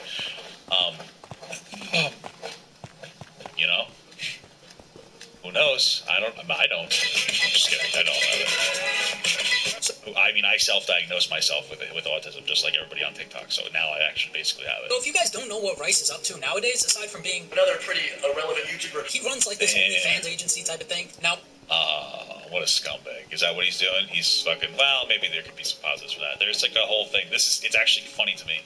So there's this thing where there will be guys who will basically buy a girl's OnlyFans. So they'll give her a lot of money up front. We were watching a video on this. They'll give the girl a lot of money up front, and then they'll pay them a percentage. Let's say it's 50% or something. And all the girls have to do is they just have to send pictures when requested. And these guys will stay online 24/7 to basically sext with men. And send pictures of the girls to them and pretend to be the girl. It's interesting. Obviously, most of the work in a business like this is done behind the scenes, so we can only speculate as to what exactly is going on. But what I would assume Rice is doing to get girls to work for him is he's using his former clout and DMing Fords on Instagram with 1,000 followers and saying something along the lines of, "Hey, baby, if you let me hit, I'll blow up your OnlyFans." It's probably not that. It's probably the scenario I was just talking about. It's still, like, I think it can definitely be a kind of a scummy business, but okay. Which wouldn't surprise me at all, to be honest, because after watching some of this dude's old content back, I can confirm that the dude is pretty creepy, honestly. I mean, I think another thing they do is, like, they help push that person to get more money and stuff through, like, different collabs and stuff like that. So, he's like 13? Because, I mean, she's low-key. Like, she can... Boy. Okay, maybe he was just joking in that 13-year-old glitch. Well, he probably was. So. Sure, but goddamn, man. Bro, she low-key got some titties. I think she's 16 to 15. I ain't gonna lie, bro. She got some titties on her, bro. Okay, maybe he was still just joking. Okay. It probably was. That was probably, again, in, like, that kind of community, being a pedophile is, like, a funny meme joke. So he probably thought... I don't think that he actually likes little kids. I mean, that's a little stretch. Let's take a look at some of the other content that he moved on to posting after the diss tracks era. My first kiss ever, can I touch your butt? You like 69. Do you want to lick this? Okay. I'm gonna die! Okay, maybe it was just clickbait. Maybe he was just trying to get views or whatever. Well, yeah, of course. Your secret to getting millions of subscribers in record time. I mean, subscribers nowadays, it's really easy. You don't need talent. You don't need to be funny. You just need a good title and, like, a clickbait, thumbnail so people click on it. It doesn't even need to be a good video, just a thumbnail, something like this. Oh, yeah. Oh, a girl kissing a non-binary person. That is a hell of a pull for a thumbnail, baby. Woo, doggy! Alright, this dude is such a creep. Look at how excited he was to get that scripted kiss from Layla Pons. I don't know about you guys, but this is giving me some Hugh Hefner vibes. The guy literally sat her down before making this video and was like, oh, so in today's video, by the way, we have to kiss, Well, yeah, it's cringe, but, like, that's... She probably did it consensually. Who cares? Like, for the clickbait, of course. Yeah, you guys have happy ending? He's also notorious for making strip Fortnite videos, which are interesting to say the least. Okay, well, guess what? Here we go, guys. Whoa, that's like that's something. Strip Fortnite. Woo. That's so cringe. But it's not illegal or anything. Who cares? I don't know. Bo was out here showing censored tits to a bunch of 12-year-olds for money on YouTube. If anyone on the platform deserves to get banned, it's these dudes who make these stripping videos targeted towards kids. There's just no way you could convince me that a grown man who's ever touched a female consensually was sitting there watching these videos in their free time. Spin the wheel. You know what that means. Here we go. Okay, buddy. Don't get up over here. Don't get. Whoa, he's touching a butt. Whoa. There's no way. And if the Fortnite and butt touching and awkward kissing videos targeted towards kids wasn't creepy enough for you guys, this should be the final. It's not really creepy. It's like, I think it's cringe, but I don't think that he's being a creep about it. I mean, he sex sells. I don't think that he should be able to do it, but he was able to do it on YouTube, so which is why he was doing it. So. Nail in the coffin. I told this dude no, I don't want it, and then I was drunk, and then and so that's why I don't really count that. But well, he raped you. Yeah, I mean. But did you sue him and shit or not? No, I didn't. Look at how hard he's trying not to laugh. I cannot make this up, guys. Yeah, he's smiling right after hearing this girl's story about how she got raped. Because he just has a lot of family members that were like, I got bullied in high school. I don't know. Yeah, bro. And this dude, he hella people. What the fuck? God, Jesus Christ. Oh, it's a little immature there, right, Scum? Oh my God, what a fucking moron. Jesus. No, but did it feel good though? Nah. Incredible. I didn't. Just what a that's so inappropriate. It's interesting because now we're gonna have a real conversation about sexual assault. Sometimes it's a very horrible thing, but the truth is, if you've talked to some assault survivors, sometimes it feels good for them, and that's one of the things that fucks them up the most, is that there are women who will say, I do not want to have sex with you consensually, and then they'll get sexually assaulted, and then part of their body response is to feel pleasure. It's not an act of I want this, but your body will sometimes do things you don't want. It's the same thing as raping a man. Sometimes when men get really scared and uncomfortable, they get erections, and it confuses the fuck out of them, and it contributes to the potential trauma there, or to the trauma there. It's I enjoyed it, so was it sexual assault? It's fucked, man. It's harsh. It's a tough thing to struggle with. It's hard, man. So, I wanted to important to say that, in case, like, so, you know, so yeah, I guess like an educational point. And then if you're a young person who was sexually assaulted and like your body response was to feel pleasure, even though you didn't want it, like understand that doesn't mean that you weren't assaulted. You still could have been assaulted. So you know, hopefully that point of education helps a little bit. World-class entertainment right here, man. I'm sure the 7-year-olds watching this must have been ecstatic at the time hearing this bit. I mean, who needs Dave Chappelle and Patrice O'Neal when you have Rice King, the world's largest creep, ready to entertain the masses by laughing in the faces of victims of sexual assault? Just world-class stuff here from the OnlyFans pimp. Absolutely incredible and not creepy at all. But I'm a creep. I'm a weirdo. A lot of music in this, huh? Bro, she low-key goes up to, I think she's 16 or 15. Last month, I made a roughly $60,000. I mean, it's okay. It is actually my lowest paid month. Once again, I only got 20 million views. Look, I've $60,000 for a month. I'll take that, baby. never fought anyone, and I don't plan on it, but never in my life have I wanted to hit someone more than... My husband doesn't believe that men can be raped. How would you try to explain that to somebody? I have to talk to your husband because I need another reason why. A man getting assaulted is generally different from a woman getting assaulted. Men have like usually,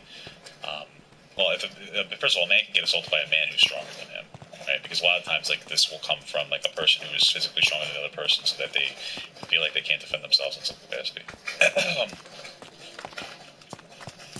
So that's one thing, and so like. That's the key. Oh my God. The thing is that there are different types. You know, usually when like it's a woman assaulting a man, it's the different dynamic because there's usually not that physical dynamic. So there usually has to be some different point of power, or something in that capacity. You know, but it would be really depend on like the situation of what's going on. than watching that. Like maybe the woman wants to exploit a man to get like a promotion or something. The man to get a promotion, you know, that's a whole other thing. And just to clarify, I have no problem with someone who's rich. In fact, I have a massive amount of respect for anyone who's able to attain a large amount of wealth by taking a risk in life and working hard at an entrepreneurial endeavor, as long as you're not scamming those who support you or stealing from others. One last question before I go. Both of you recently have been involved in crypto scams. Any thoughts on that? And Aiden Ross, too. Even before Andrew Tate era? Man. Hayden? Rice? For example, I'm sure there's plenty of YouTube creators that you guys watch and support that don't promote or do anything nefarious. I don't really watch anybody. They just make good videos and... Here, I watch a WoW streamer. I watch very few people. Okay, guys? I don't really watch that much content. I'll watch, like, silly cartoon stuff like that. It's pretty cool. Little stuff like that. Entertain thousands of people on a daily basis, maybe take a sponsor or two, and get paid. But at one point in Rice Gum's life, as a grown man, he really sat down and thought to himself, you know what would be an awesome new form of content for my channel? If I just constantly flex my massive amount of wealth to the same people that made me wealthy. Hey, rappers do it all the time. Nobody hates them for it. That's probably what it is. Rice Gum, is probably like wants to be a fucking gangster, and he listens to like rap music. He's like, they flex all the money they get, so I'm gonna do it too. Like he's probably just a fucking poser. This is like the fucking whitest Asian guy I've ever met in my life. So.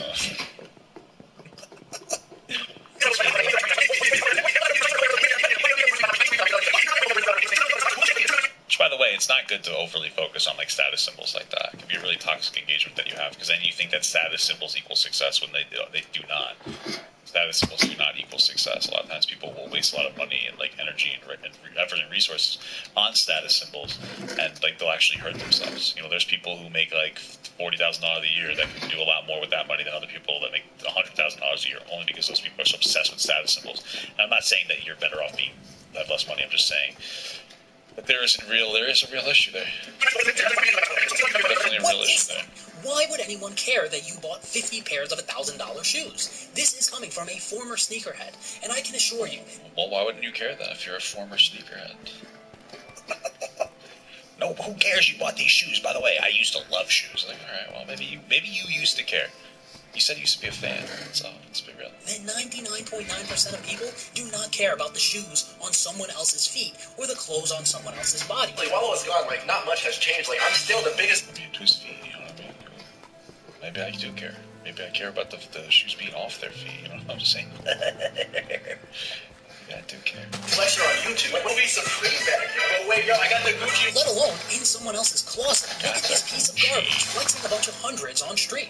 I just don't get this. If you're so rich, send me money. If you're not going to send me money, what are we doing here? It's your money. Again, it's deserved. Whatever. But if I'm not getting some, I could not care less about how much money someone else has. I am going to be waiting patiently till the day that RiceGum uploads a new video saying that he's broke, and when, not if that happens, I will laugh. I mean, if he's running this like OnlyFans farm, he's probably doing pretty well financially.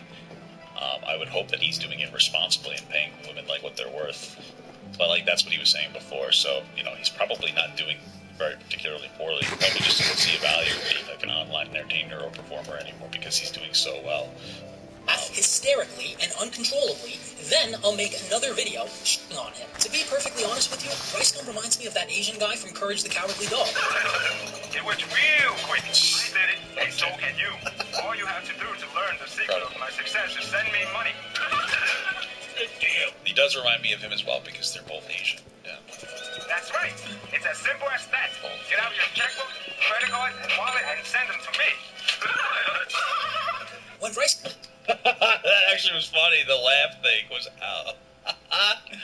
Holy fuck! I didn't even. That is actually perfect, on point. Wait, that was incredible. That's right. It's as simple as that. Get out your checkbook, credit card, and wallet, and send them to me. TZ Menace Super Chat $1.99. Just got ghosted again. The part this what's new. Oh, I'm sorry, brother. How we got ghosted? What happened? How'd you get ghosted? What have you been saying to these girls to get ghosted multiple times, my man? What can you change about yourself? Or not change about yourself. What can you change about your approach? You know what I'm saying? When RiceGum becomes a broke and desperate fake guru after spending all his money on $500 Supreme shirts, that's going to be the exact ad that he puts on the internet to try and trick a bunch of 10-year-old boys to buy his course on modern wealth creation hacks for only $99.99 a month. And in the course, it's just going to be a guide on how to bully kids on the internet for money and how to flex. I'm going to pay for that guide. And the exact same people that made you rich. I'm interested in RiceGum because he's a textbook example of exactly what not to do as an influencer. And he's so irrelevant nowadays, and he knows that, and it's so bad to the point where there's an actual video of him on YouTube going on a 65-minute rant about how he's not irrelevant. I guess it's a year old. Yeah, I guess he has some issues with feeling a little self-conscious about him falling off. But hey, brother, it happens to the best and the worst of us. Who cares? Just don't scam people anymore. Now, I really wouldn't suggest watching this. Listening to his nasally voice for an hour is crazy, but if you want to torture yourself, go ahead. I can't stop you. If you guys liked watching me steam RiceGum, I think you might like this one about Aiden Ross on the screen right now, or maybe this one here, but that's just what I think. I'd love to know what you guys think in the comment section down below. If you liked the video, like it. If you disliked it, dislike it. And aside from that, I hope you all have a great day. What's a bit? Okay. Good stuff. Interesting. Do I want to watch the dating a 12-year-old? I don't know if I do. I don't know if I want to watch debating a 16-year-old Andrew Tate fan. Can we watch what?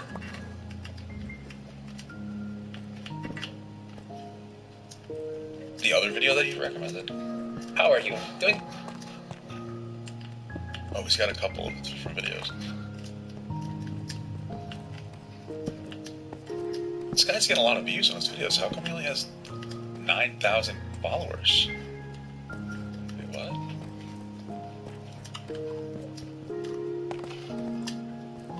Am I reading this wrong? Does he have 900,000 followers? He has a video with 375k, 250. I guess those were just kind of recent blow-ups. Okay, yeah, I don't know.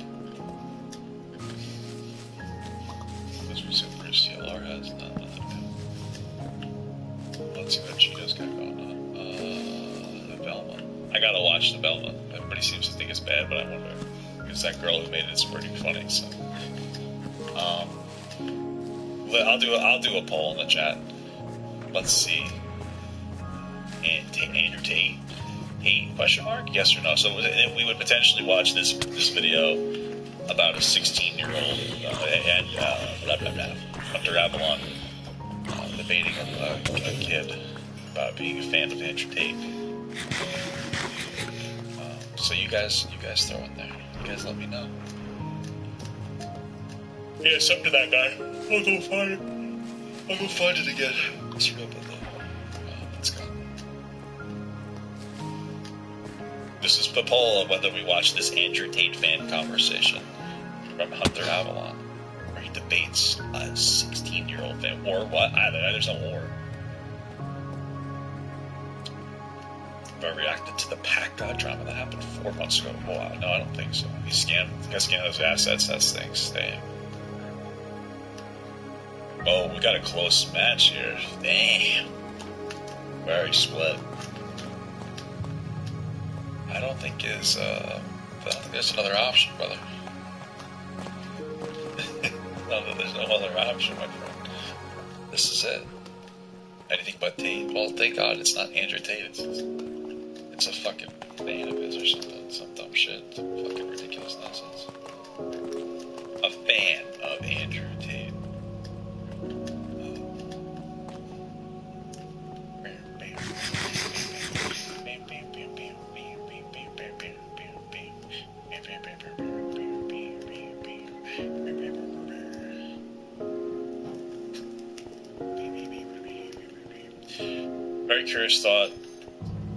Very curious your thoughts on Andrew Tate. Callahan said, not the best response. I watched it already. You can watch that response. It's in the stream if you want.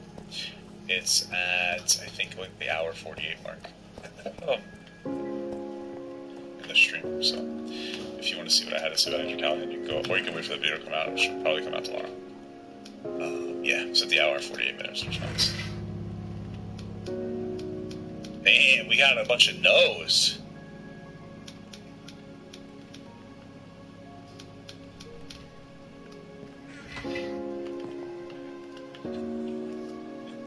Should we do the Andrew Tate fan thing, though? I don't know. No. Got a 51 no. I don't know, dude. Like, right on the money. Oh, Jesus. I don't know, dude. You did? The poll, it's at 50-50. It's going crazy. It's because they're copying you when they say they are getting burnt out. Well, yeah, I am getting burnt out on it, but Papa, the people on your TikTok comments are so annoying. Yeah, they are young. I don't even know how I want to do my shorts. I don't know. I've been trying and experimenting with like doing like the rundown on the topic, which is not right, but part of me wants to do like actual funny or interesting or insightful moments from my videos, but I just don't know. It's so much like a lot of effort to try to do that. To try to get like an interesting moment from every shot, especially when I release 3 or 4 videos a day. Maybe I need a clips person. I'm over Tate. I mean, a lot of people are saying no.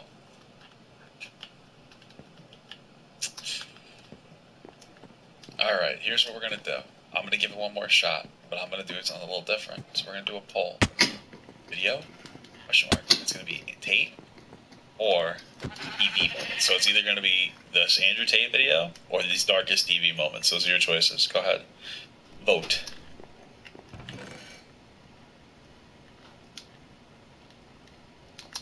So that's what you're going to do. You got to vote for either Andrew Tate or the other one. So this is your choice. You want somebody said they want to see what the kid says. I did it right now, and it's in favor of Andrew Tate. Okay, I'm kind of interested in the Andrew Tate video now, a little bit. That's what the problem is. Tate. True, yeah. Damn, the TV was destroying. I want to know what he says. Oh, the TV was dominating. It's dominating it. Holy fuck, dude. You don't want to watch the scary stuff? You guys don't like the scary stuff on TV? Well, that's what's won, and I feel like watching something, so we're gonna check out the scary TV stuff, guys. It's everything you wish for. Your site traffic is skyrocketing until this happens. Hey Hey guys, welcome back to Clownfish TV. This is Neon. I am here with Geeky Sparkles. Hello. And we're going to talk about Velma again. We're going to talk about some blowback. The internet is turning against Mindy Kaling over a bad Me Too joke in Velma. That's not the only bad joke. In fact, there were several bad jokes, including one where Fred is literally Hitler. Oh, yeah, and I saw a clip where he's in the court and he can't cut his own meat because everybody did it for him his whole life. Yes. And yes. So and then, and the joke I think they're referring to is the one where they were talking about how comedians can't be funny because they haven't been since Me Too or something. I believe so, yeah. Yeah. So we're going to talk about that. So apparently the show is literally pissing off everybody. It's so weird. Like, but it's somehow supposedly the most, watched thing ever. Well, it could be by design. The reason that everybody's watching it is to hate watch it, and all HBO is going to take away from this is like, God, this show's popular. Let's give it 5 more seasons. Well, I know they're spending a shit ton of money on it. You probably will get an ad in this video for Velma. I know my daughter keeps getting ads for Velma every time she watches YouTube. It's not just YouTube. I was watching, I want to say it was either Roku channel or Hulu. I was watching live TV and they had a commercial for Velma on too. So it's like they're advertising the hell out of it. Now, I don't know if this was part of her contract or what the deal is. Remind you, they got rid of the other Scooby-Doo movie and the Scooby-Doo special for this. Yes. So there's definitely, they're definitely going to double, triple, quadruple down on this one, but everybody hates it. Hell, Forbes is talking about how much the internet hates it. We've talked about the massive amounts of downvotes on the trailer. IMDb is terrible. Rotten Tomatoes is terrible. Oh, but it's the phobes, right? It doesn't matter. The Forbes says it isn't. Forbes calls it out too. No, but what I'm saying is it doesn't matter because all these companies look at is watch time. If you hate watch something, you're still giving them views. They're going to look at it and be like, oh my God, look at all the views. No, but I'm talking about the reviews. They're trying to say they're review bombed, and they're like, but meanwhile, they're turning on Mindy Kaling too. Yes. And they're dogpiling her. Yes. And, but it's just the alt-right, straight, white, istophobic men, right? That are just voting it down. Yeah. In fact, Forbes calls it out. They said before you hop in, say, well, these people review bombing the show because it's made the cast more diverse. That's kind of one of the weirdest things here. Velma seems like it's upsetting both sides of the potential audience. So let's talk about this. Everybody hates Velma. That's basically it. But, okay, before we get into it any further. Yes, please subscribe for more pop culture news, views, and rants, guys. Over 287, almost 288,000 subs. Check to make sure you're still subscribed. YouTube was doing some weird stuff this month. Make sure you're still subscribed. We know. You've said it every video. I know, but we get new people every video, and we have to tell them. They need to subscribe, not make sure they're still subscribed. Yes. But it was funny because they said that there will be the usual diversity recasting haters. No. See, here's the problem with that argument. One, Velma has been not white before, and people weren't losing their shit over it like they are now. She was Asian, one of the live action ones, yeah. Two, they literally race swapped everybody for no reason. Daphne's Asian now for no damn reason. And a drug dealer. And Shaggy's black now, but he doesn't go by Shaggy, he goes by Norbert, and he's kind of like a stereotype, and a lot of people were mad about it, even though the actor keeps going on about how funny the jokes were and how it was calling that stuff out and how much he liked that. Well, they're coming after Mindy Kaling now too because of her support or her likes of J.K. Rowling too. Oh yes, that's true. This is crazy. So yeah, they said both sides of the potential audience are upset. This is coming from Forbes. Sure, there will be the usual diversity recasting haters, but if you watch the show itself, it feels almost like it's making fun of shows that do diversity casting or social messaging. It's led what you might have assumed would be a more left-leaning fan base for the show to accuse creator Mindy Kaling of making it actually a somewhat conservative project, as people cite past comments she's made and things like her liking recent, not past, recent J.K. Rowling tweets as evidence of her views. Yeah, I've seen articles. People are tinfoil hatting this and saying that, she's actually a conservative. Yeah, so in fact, Twitter has a theory, a tinfoil hat theory, that Mindy Kaling is actually conservative, that she might actually be a Republican, and she's not. They actually had to do some articles debunking the fact that she was Republican, any more than J.K. Rowling would be, but it's, again, the goalpost keeps moving. But the thing is going on is on the internet is they're saying that it feels like like a right-wing YouTuber comes in and saying what diverse show is. Yes, and people were saying also that it seems like she's like, you know how people pretend like they're gonna own you, and they say, well, I watch you all the time, and I'm super whatever, but then they start acting like they think a caricature is. Yes. That's what they're accusing her of. Yeah, so she's pretending. Basically, they're saying she's pretending to be a progressive, but she's actually more conservative than she's like. The thing is the goalpost keeps moving. J.K. Rowling was considered super liberal at one point in time, and now she's like basically a Republican because of some of her tweets. Not in America. Right. Yeah. She's a British Republican. That's how that works. But yeah, so people are kind of losing their shit over it. Lots of articles, out there, talking about how they're turning on her, her comments. This one, the bad Me Too joke. So this is not making anybody happy. But apparently she's laughing all the way to the bank because they're saying there's rumor now that they're actually going to do it. Welcome to Hawthorne Island. We make the best food. Hours ago. Yeah, it was confirmed. Again, if you hate watch a show, they take it as you want more of this show. What is going on at Warner Brothers? I don't know. I mean, we have, Ezra Miller, which everybody is united in thinking that that's a mistake with The Flash, and they double, triple, quadruple down on that. Velma, everybody's united in thinking the show's shit, yes. No matter which side you're on, and they're double, tripling down on this. It doesn't make any sense. It almost feels like David Zaslav is just trolling people for the sake of trolling them. They're just trying to get more write-offs? I don't know. Because, again, they've canceled other Scooby projects that wouldn't have been as polarizing. Because I'm wondering how many parents are going to pull this up and be like, hey, look, it's a new Velma show. It's a new Scooby-Doo show.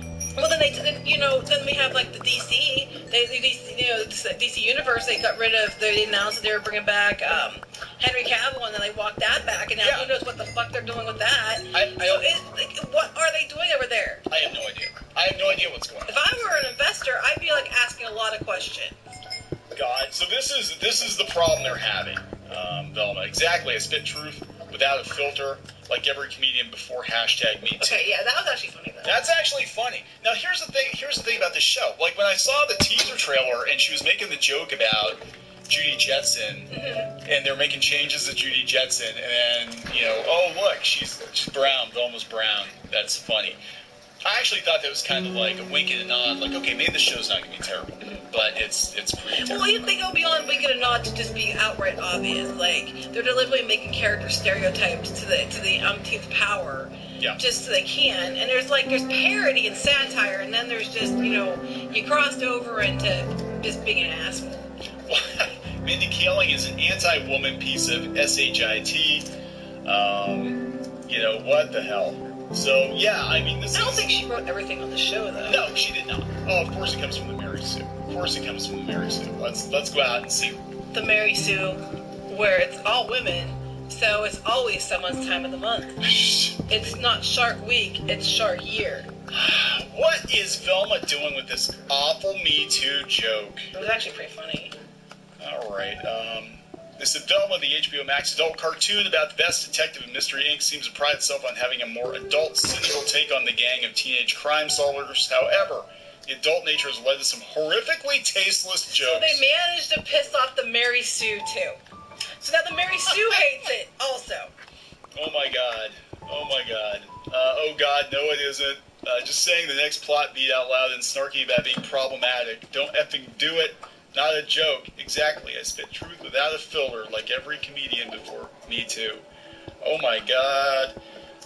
Genuinely, what the hell? We're all asking. What the hell? I'll try to be fair. It does seem that this person will be self-involved and judgmental to the point of short-sightedness. They're being serious. Oh my God. The line seems designed almost entirely for shock value with no self-awareness or no acknowledgement. You mean like all of the Mary Sue? You mean like all their articles in the Mary Sue? This is pot or kettle time. It's hard to imagine how it appeals to anyone other than people who are still fans of Louis C.K.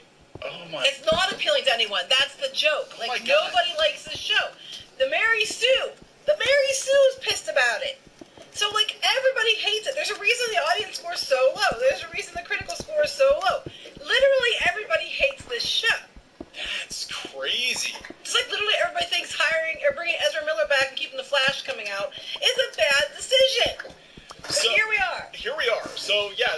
coming from Forbes. Above all else, it feels like the humor is just not connecting for any real audience. The show feels like it's trying to annoy anyone that watches it, and the Scooby-Doo IP almost seems secondary to the entire concept. Scooby-Doo has found great success over the years as a kids' cartoon and live-action movies, and it's possible some adult animation version could have worked. This iteration seems to have rubbed all potential audiences the wrong way. Well, the good news is it's not Scooby-Doo. Because Scooby-Doo isn't even in it. It's not. I'm hoping it's all like actual Velma's fan fiction. The show finally has Daphne and Velma share a kiss, and yet its potential liberal audience is writing it off because of how antagonistic it feels. Oh, it's awesome. Update. Time has not proved this anymore as people watch this show. With nearly 3,000 reviews, Velma has a 7% audience score on Rotten Tomatoes. Yeah, but it's funny, they're even calling it out. HBO is saying it's the most watched Max original animated series ever. Not that there's much to compare it to. Yes. So even with the Mary Sue calls you out. Fucking Mary Sue. That's hilarious. So, yeah, people are quote tweeting her now. Retweeting her worst adaptation ever. So crazy because it's almost like a shit ton of the animated series on HBO Max no longer exists, and there's nothing to compare it to. A lot of the Cartoon Network stuff they pulled, but I think they're thinking like, well, it got more views than the last episode of Harley Quinn, so whatever. Please, FTFU, man, they're totally turning on her. Jinkies didn't see this coming. We said no hate watching, guys, but you couldn't help yourselves, could you? See what you did? I don't think it's true. I don't think it is either. Touch another one of my favorite childhood shows, and I'll go around and around with you in the back of a Walmart. We don't need to do that. Yeah, so a lot of people. So yeah, we've got two polar opposites. We have meatball here, woke garbage, and lots of clown emojis next to she's a transphobe, and she's making fun of me too. I know, that's why Maybe that's the joke. Maybe that's the joke. Somehow Mindy Kaling's show has pissed off everyone. Oh my God, so this is another example of like an entire fandom being up in arms over really bad decisions. But meanwhile, it's supposed to be getting a season 2. Of course it is. According to the Entertainment Identifier Registry, Velma season 2 is in the works at Warner Brothers and HBO Max. It says it's on a list of 11. It has 11 episodes. Yeah. And it doesn't make any sense why they would greenlight this. And then on top of this, they're also mad at her because apparently they think it's because of the sexualization of underage characters. Now they're in trouble because they're sexualizing underage characters. Well, get in line. So did Princesses of Power. I'm like... Yeah, but that was okay. They've been doing all these shows, these cartoon shows all the time. But now it's a problem because they don't like this show. Yes, that's it. This is the hypocrisy in action right here, guys. Like, all this stuff can be defended as long as you're dunking on the quote-unquote other side, but when they make fun of your side as well, or the showrunner likes or follows people that you don't like or does things that you think are problematic, then it becomes a problem. If it were anybody else, if Mindy Kaling had always followed the right people, said the right things, block J.K. Rowling, whatever, none of this would be a problem with certain people, I think. Yeah, well, I'm just saying, it's funny now, because now they're mad about sexualizing teenagers on a show about teenagers because of the shower scene, I'm guessing. They would have lost their shit in the 80s. Don't tell them about American Pie. Oh, yeah, that was a thing. It's okay, they're all voiced by older people, so it's all good, right? Every slasher movie... I know, right? In the 80s, like, it's always the kids are always, making out and then they get killed. But, look, if you're going to be mad about this, then you can't be mad about this and not be mad about other shows that you like that do the same thing. But it's okay then. Yes, because it's your ship, right? Mm-hmm. I mean, oh my God, people lose it. They had, like, She-Ra and Catra going for it.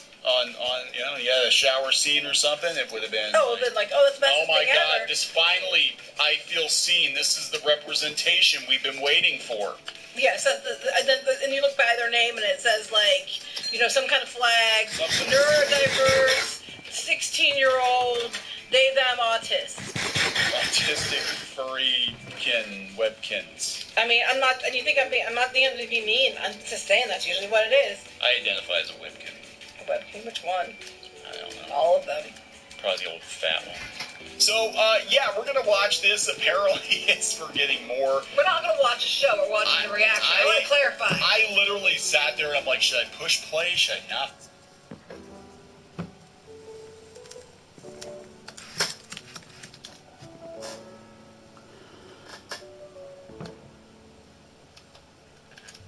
a tiny handful.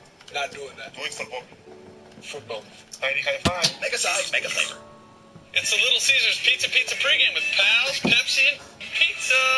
A pizza pregame with Pals, Pepsi, and pizza. Totally.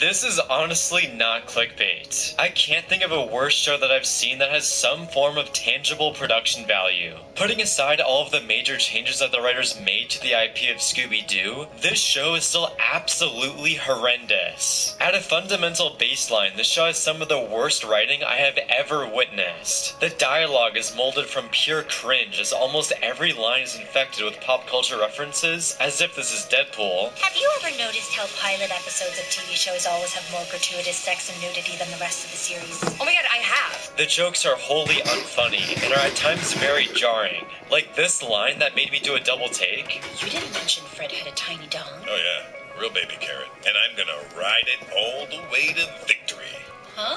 Just from 2 episodes alone, there are so many crazily baffling moments that not even David and Dan could come up with in Season 8 of Game of Thrones. I wish I was making this up, but there's a scene where Velma's dad's girlfriend takes off her clothes and starts posing for pictures while her unborn baby protrudes through her skin. I don't know what the hell is happening, and if the writers think this is supposed to be funny, then they're high. Now, the even crazier thing is that this is just scratching the surface. There's so many other insane moments. Like, let's go through some examples. Fred gets shot in his legs by the police, and as they're dragging him out to the cop car, his clothes fall off and everyone can see his penis. Unrelated to that, he also cuts off some random kid's leg in school. Shaggy, Norville now, tries to sell one of his kidneys so that he could have enough money to impress Velma, and even Velma tries to sell drugs to her own father. This show is batshit crazy, and I have no idea why anyone would approve of these scripts. I refuse to believe that any higher-ups at HBO actually read these scripts, because there is no way they would greenlight this. Just talking about some of these scenes feels like I'm attending a support group as I reflect on this traumatizing experience. Velma is classified as a quote-unquote comedy, but at no point does any potential joke work. Firstly, the show is so obsessed with wanting to be meta, so much to the point that it compromises any character as seeming real. I'm a suspect? I thought lesbians were good at solving crimes. It's like the one positive stereotype perpetuated by cop shows. And instead, it just comes across as the writers wanting to make random jokes that don't fall in line with what the characters would realistically say. The show immediately cements itself within this kind of dialogue, so the audience is right away getting annoyed by the humor. And since there is no humor, there also isn't any form of good drama, characters, or dialogue to fall back on. Along with this being accompanied by the most bizarre scenes I've ever seen. Another aspect of the comedy within this show is that it's immature humor, despite this supposedly being a more adult and mature rendition of Scooby-Doo. To name a few examples, there are parents stabbing, random sex jokes, or repeating the same joke over and over. There's also random escalations that don't make any sense in the moment that will leave the audience confused instead of laughing. The show never really establishes a clear internal logic, and you are constantly getting tonal whiplash. At times, the show can be somewhat normal, and then we are transported into such weird scenarios. Then another important aspect of comedy is that you want it to be subtle and to have the audience understand it without explaining the joke. Generally, this is done through visual gags, but even as this example shows, the writers instantly ruin the joke by having some random person shout it out loud for the audience. Oh God, he looks like Hitler! And not just because we compare everyone to Hitler these days. Then lastly, in regards to the humor, there's just so many almost objectively unfunny moments. Now, I should use the word subjectively because it's a comedy, but I don't know who would find some of this funny. As an example that includes a setup and a punchline, Velma goes to check out what's on her dad's girlfriend's camera. Now, the possibilities could be endless for this joke, but Velma finds out that she takes pictures of babies and vegetables to make money. Like, okay? I'm sure you could have had a way better punchline for that joke, but that wasn't the case, and it was just some random stupid thing. Then somehow the writers have made each character from Scooby-Doo immensely unlikable to the point that this feels like some weird parody you would find on YouTube at 1 a.m. Velma is unbearably annoying as she's always being snarky, arrogant, overly confident, and in general very disrespectful to everyone around her, let alone almost all of her dialogue being meta humor. I spit truth without a filter, like every comedian before #MeToo. Look. Fred is a rich douchebag who is borderline psychotic and is also a literal baby in the show. My name is Fred. There's a scene where he's given the task of cutting a steak and he doesn't know what to do. Daphne is now a drug dealer. According to TV, it's morally okay to deal drugs if your life is just kinda crappy. And Norval is really the only somewhat normal person in comparison to everyone, but he's still very annoying. Didn't answer my VMs voicemails, because I still don't know if you listened to my VMs voicemails, though I left you some other VMs voicemails. I know what VMs are! These foreign people do not resemble anyone from Scooby-Doo in any manner. They feel like stark contrasts to who they should be. If you were to remove their names and slightly change their visual designs, no one would be able to guess that these characters were supposed to be who they are. None of them are likable, and they are truly despicable. The worst of the bunch to me is Fred. Through the course of episode 2, we learn that Fred is a rich late bloomer, and because of this, he has the mentality of a 5-year-old spoiled brat. I don't know if the writers are trying to over-exaggerate these issues for the sake of comedy or something, but it doesn't even come across as being funny. So what we are left with is an uncomfortable moment that ruins the character that we used to love. Along with the show overly trashing white men as being bad, it comes across as tasteless. Since these are also pre-existing characters from tons of past content, we're naturally going to compare them to their original counterparts. So when the original characters are on the opposite end of the spectrum in comparison to the new characters, then it's going to be jarring. Along with a lot of the comedy feeling like diminishing humor that is flat out insulting to the characters. Like, if these characters weren't at all related to Scooby-Doo, then whatever. It would just be a random, forgettable, and bad show. But the fact that these are pre-established characters that we are used to makes this experience even more dreadful. This show resembles some cursed parody of Scooby-Doo instead of a more mature... Alright, that's going to be the stream for tonight. Thanks for joining if you did. And special shout out to my subscribers for getting the channel to over 100. We are now at 104. So thank you a lot for that, and it means a lot to me from the bottom of my heart. So thank you. Now I'm just going to save really quick. For prequel show that it was advertised as. And speaking of a mature show, the writers for some reason associate adult with excessive and gratuitous sex and nudity. This is not what people want to see when watching Scooby-Doo in general. And the weird thing is that the writers are even self-conscious about this aspect and make a joke about having sex in the show to draw in viewers. But who in their right mind would want to watch this show for that, let alone them even advertising that? It comes across as incredibly childish and completely ruins the humor when you're immediately stooping this low. Like, the first minute of episode 1 alone would have quickly deterred me if I wasn't going to make a video about this show. To quickly detail what happens in that first minute, we have 2 cockroaches having sex. I wish I could be making that up. A joke about how origin stories being reserved for powerful white men, and for women, it's about hot chicks going crazy. Another sex joke with Fred's van, and showing a locker room full of naked girls with a heavy-handed fourth wall as breaking joke. And this minute essentially highlights